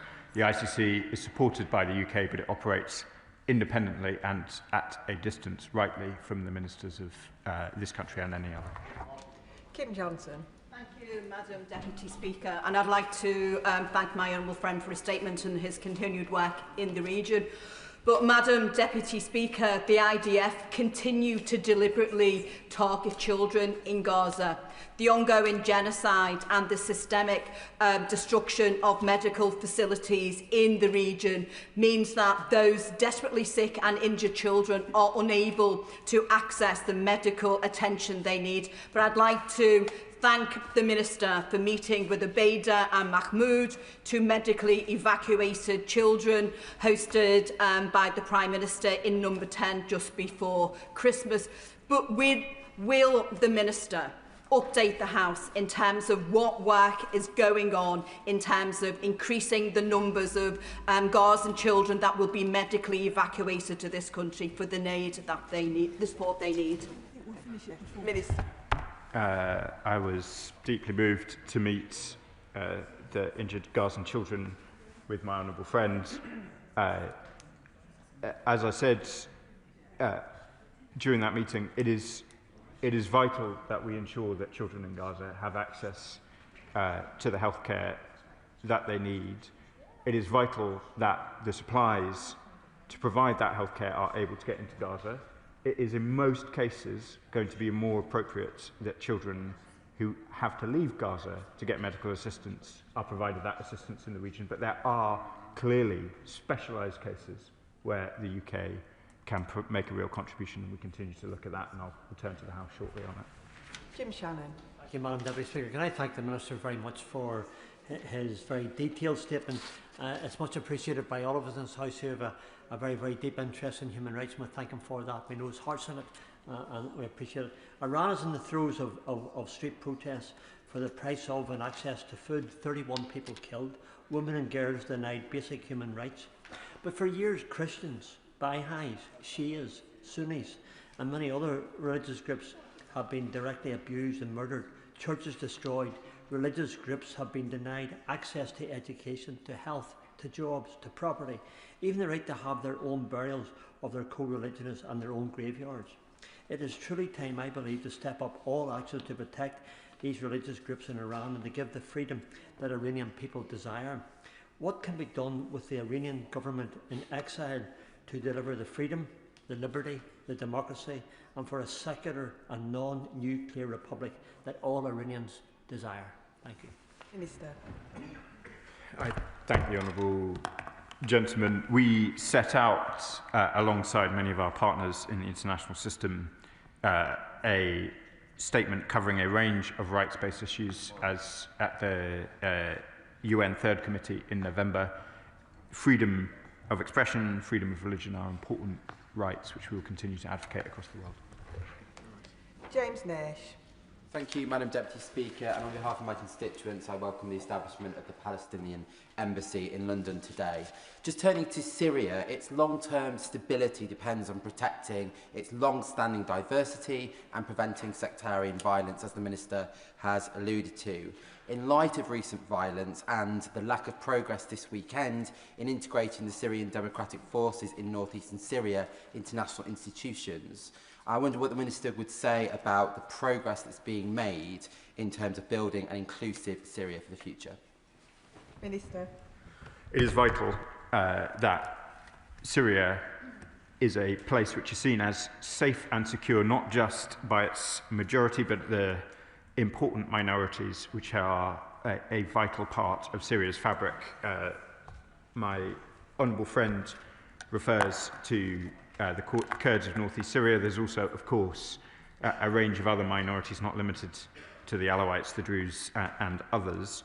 It is vital that the Syrian government provides all minority communities in Syria with assurance of their place in the new Syria, and we discuss these questions regularly with the Syrian government. Calvin Bailey. Thank you, Madam Deputy Speaker. The combined operation of Royal Air Force Typhoons and French aircraft in Syria reminds us of the continuing threat Daesh plays to the people of Syria and our partners in the region, the importance of our European allies, and the importance of funding a strong and capable military. Would my honourable friend, or would the Minister, agree with me that we should honour our brave servicemen that took part in this operation, and can he outline what steps are being taken to ensure the continued security of Syria? I would like to thank my gallant friend for his service in the RAF. I am very proud to be the MP for RAF Waddington. He probably trumps me, honestly, in closeness to the RAF, given his long service there. They performed vital work in countering the threat of Daesh in Syria. We will continue both with our diplomatic and all other levers to ensure that Daesh does not re-emerge in Syria and pose a threat not just to Syria, but to the region and indeed the UK. Kirstine Sullivan. Thank you, Madam Deputy Speaker. Late last year, I met constituents who run a community link with Jayus in the West Bank.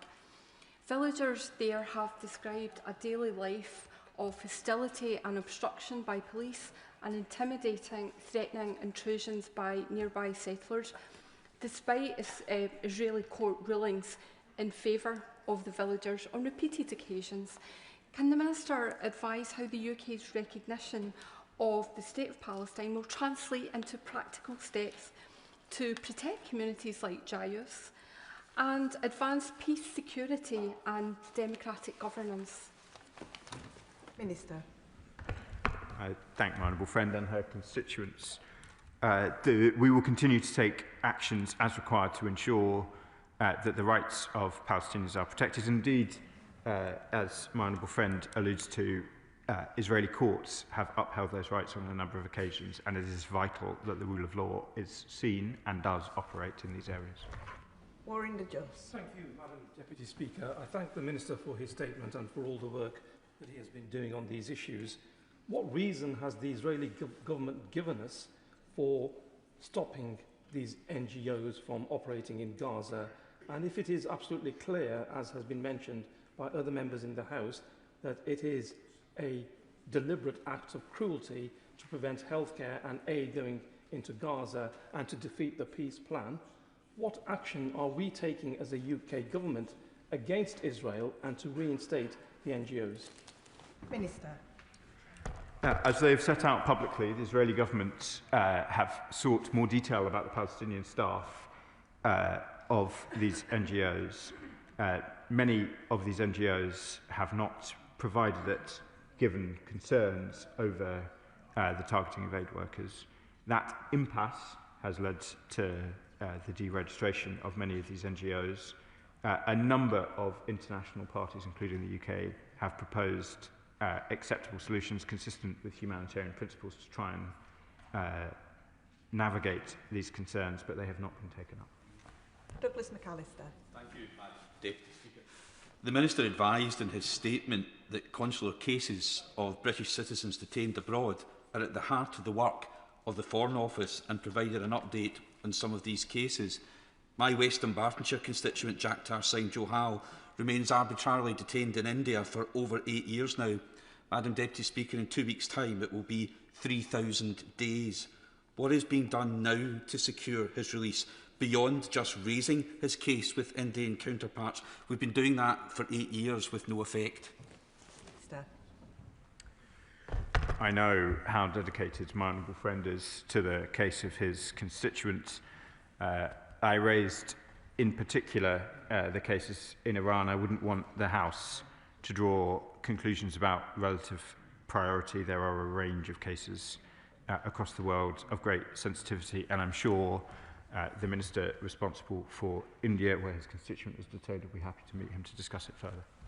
Sonia Kumar. Thank you, Madam Deputy Speaker. I welcome the Palestinian embassy, but with the crisis in Gaza still acute, the Israeli government's decision to strip NGOs of accreditation is unconscionable and puts vulnerable families at even greater risk.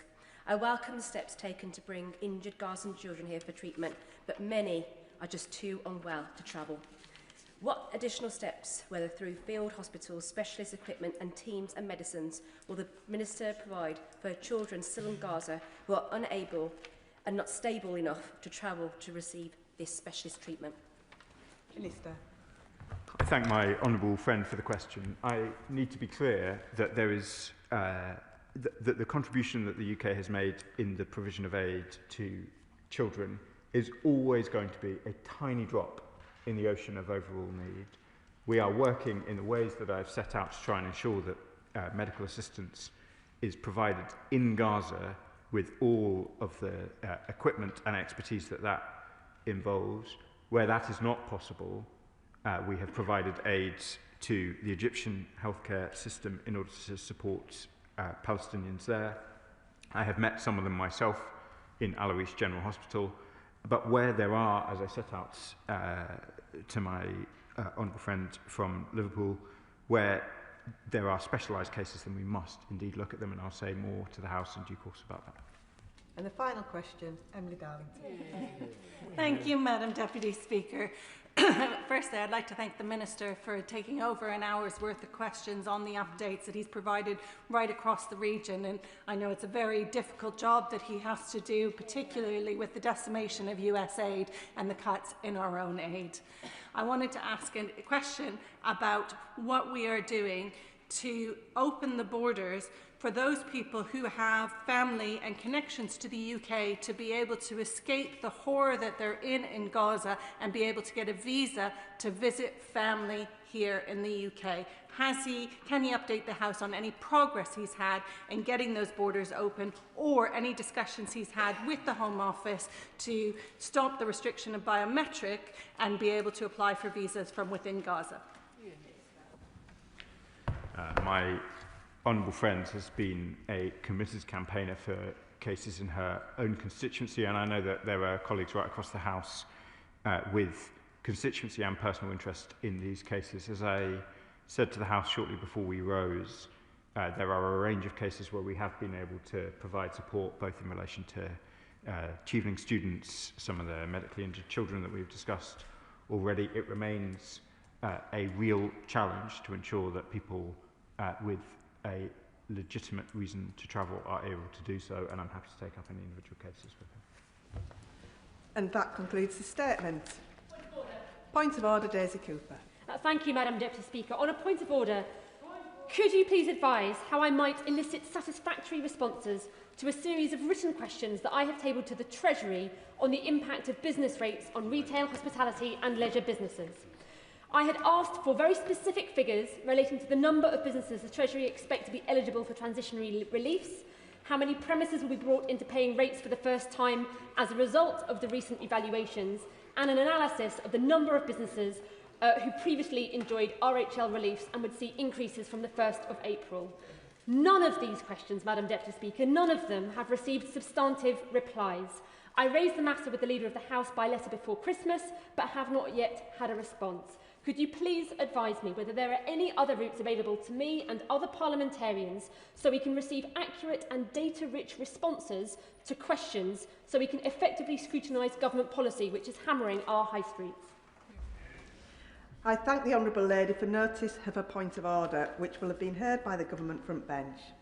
As has been said before, the Chair is not responsible for the content of Ministers' answers. However, the Procedure Committee is conducting an inquiry into written parliamentary questions, which is accepting evidence until Friday the 16th of January, and I am sure that they will be interested in the issues that the Honourable Lady raises. Presentation of Bill. In the absence of the member, we will move on to the next item of business. We now come to motion number 2 relating to the Environmental Audit Committee. Jessica Morden. To move. The question is, as on the order paper, as many as are of that opinion say aye. Aye. Of the contrary, no.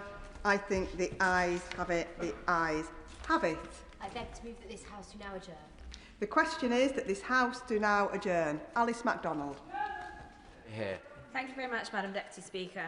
I'm pleased to bring this debate forward today on government support for the rights of women and girls in Afghanistan. Because, put simply, the situation for women and girls there is catastrophic. As Human Rights Watch have said, it is the most serious women's rights crisis in the world. Since coming to power in 2021, the Taliban have launched an all-out attack on women, systematically stripping away the economic, political and social rights of millions of women and girls. Today I'll speak about what this means in practice and how the UK government can support women and girls in Afghanistan. But to start, I want to pay tribute to Afghan women themselves, who, despite everything they endure, continue to fight for their rights, both in Afghanistan and from overseas. Their hope rings true in a young woman, let's call her Naila, whose right to finish her degree was stolen by the Taliban. She said, "In the deep silence, something inside me refuses to break. In the darkness, I've held onto my dreams like small candles in my hands, protecting the fragile flames from the wind.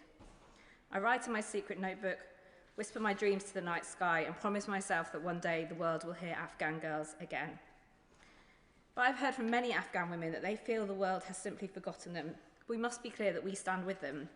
So let us ask today, what more can we do, the government but ourselves as parliamentarians, to support women and girls in Afghanistan?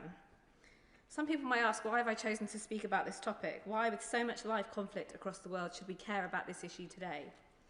Because not only is this wrong, because if we do not stand with Afghan women and girls, if the world tolerates the erasure of their rights, we are sending a message that the rights of women and girls everywhere are up for negotiation. That the world doesn't care enough, that we will turn a blind eye when half of our population are under threat. That is a message that I refuse to send, and I hope this whole House refuses to send, because if you care about women's rights anywhere, you must care about women's rights in Afghanistan. As Fawzia Koofi, an Afghan politician and former Deputy Speaker of the Afghan Parliament, said recently at the International Development Select Committee, today millions of girls in Afghanistan's hopes are stripped away from them. It is not only us, we are the frontline defenders of this. It can reach anywhere, any country. So let me turn to the situation on the ground. The dystopian fantasy played out in many films and fiction is a real-world nightmare in Afghanistan. Women's and girls' rights are being systematically erased alongside their presence from public life. No right to education post-primary school, no right to employment, no right to travel by themselves. Of course, before the Taliban took power, there were huge challenges, with Afghanistan ranked amongst the lowest countries in the world for gender equality. But there had also been hard-won gains that are being systematically undone one by one under the cruel hand of the Taliban. I will go there. Madam Chair, first of all, can I commend the Honourable Lady for no reason or for bringing this forward? I spoke to her beforehand just to give her an idea of what I was thinking about. As of late 2025, over 37,200 people have been resettled in the UK from Afghanistan through government-sponsored schemes, specialised safe and legal routes, including the ACRS and ARAP schemes. Targeted demographic is crucial for the Minister, and we must do more to ensure that these schemes focus specifically on vulnerable groups and especially women. So does the Honourable Lady agree with me and with others as well? There's more that we can do in terms of resettlement to protect women and girls by creating safe and legal pathways to ensure their safety from the Taliban. Thank you very much. Thank the Honourable Member for that important point, and he is right. Resettlement routes, and the government has set out new proposals in immigration which has a focus on safe routes, and it is important that we do stand with female human rights defenders from Afghanistan. Many of them came over here before. It wasn't easy for them. Many people worked incredibly hard here to make that the case, and I hope that we can have safer passages that are much clearer in how people can access them. I'll give way to my cousin. Grateful to Honourable Member for giving way. She and I are members and officers of the All-Party Parliamentary Group for Afghan Women and Girls, and on the point of education and access to healthcare for women, we hosted a meeting last year with Dr Faraz, a former Minister for Health in Afghanistan, and he spoke very movingly about the case for medical care for Afghan women. But one of his key asks was more support in Afghanistan for women to be trained as midwives to improve maternal outcomes. I'm anticipating potentially some of the Minister's responses here. I know how challenging it is, but does she agree with me that this is something that we should be able to take away to discuss from a bilateral perspective? Alice MacDonald. I thank the Honourable Member for her contribution and everything that she's done as chair of the APPG, but also for a long time advocating for Afghan women and girls. I totally agree, and I'll come on to healthcare a bit later in my speech. But just to return to education, Afghanistan is the only country in the world that bans girls from attending school beyond the primary level, depriving 1.5 million girls of secondary education. Girls stripped of their right to learn and their hopes and dreams for the future. Secondly, employment. The Taliban have incrementally removed women from professional roles. Instead, they are confined to their home. Over the last 3 months, we've heard that the Afghan Ministry of Defence and the Afghan Army have reportedly prevented women employees from entering the UN compound and its premises across the country, forcing them to work from home, further isolating women and impacting on the effective delivery of aid. My honourable friend, sorry, first day back. I thank my honourable friend for giving way. Milton Keynes is proud to host 4 hotels full of Afghan evacuees. I had the pleasure of meeting many women who had completed their education, had become professionals, had finished university, had become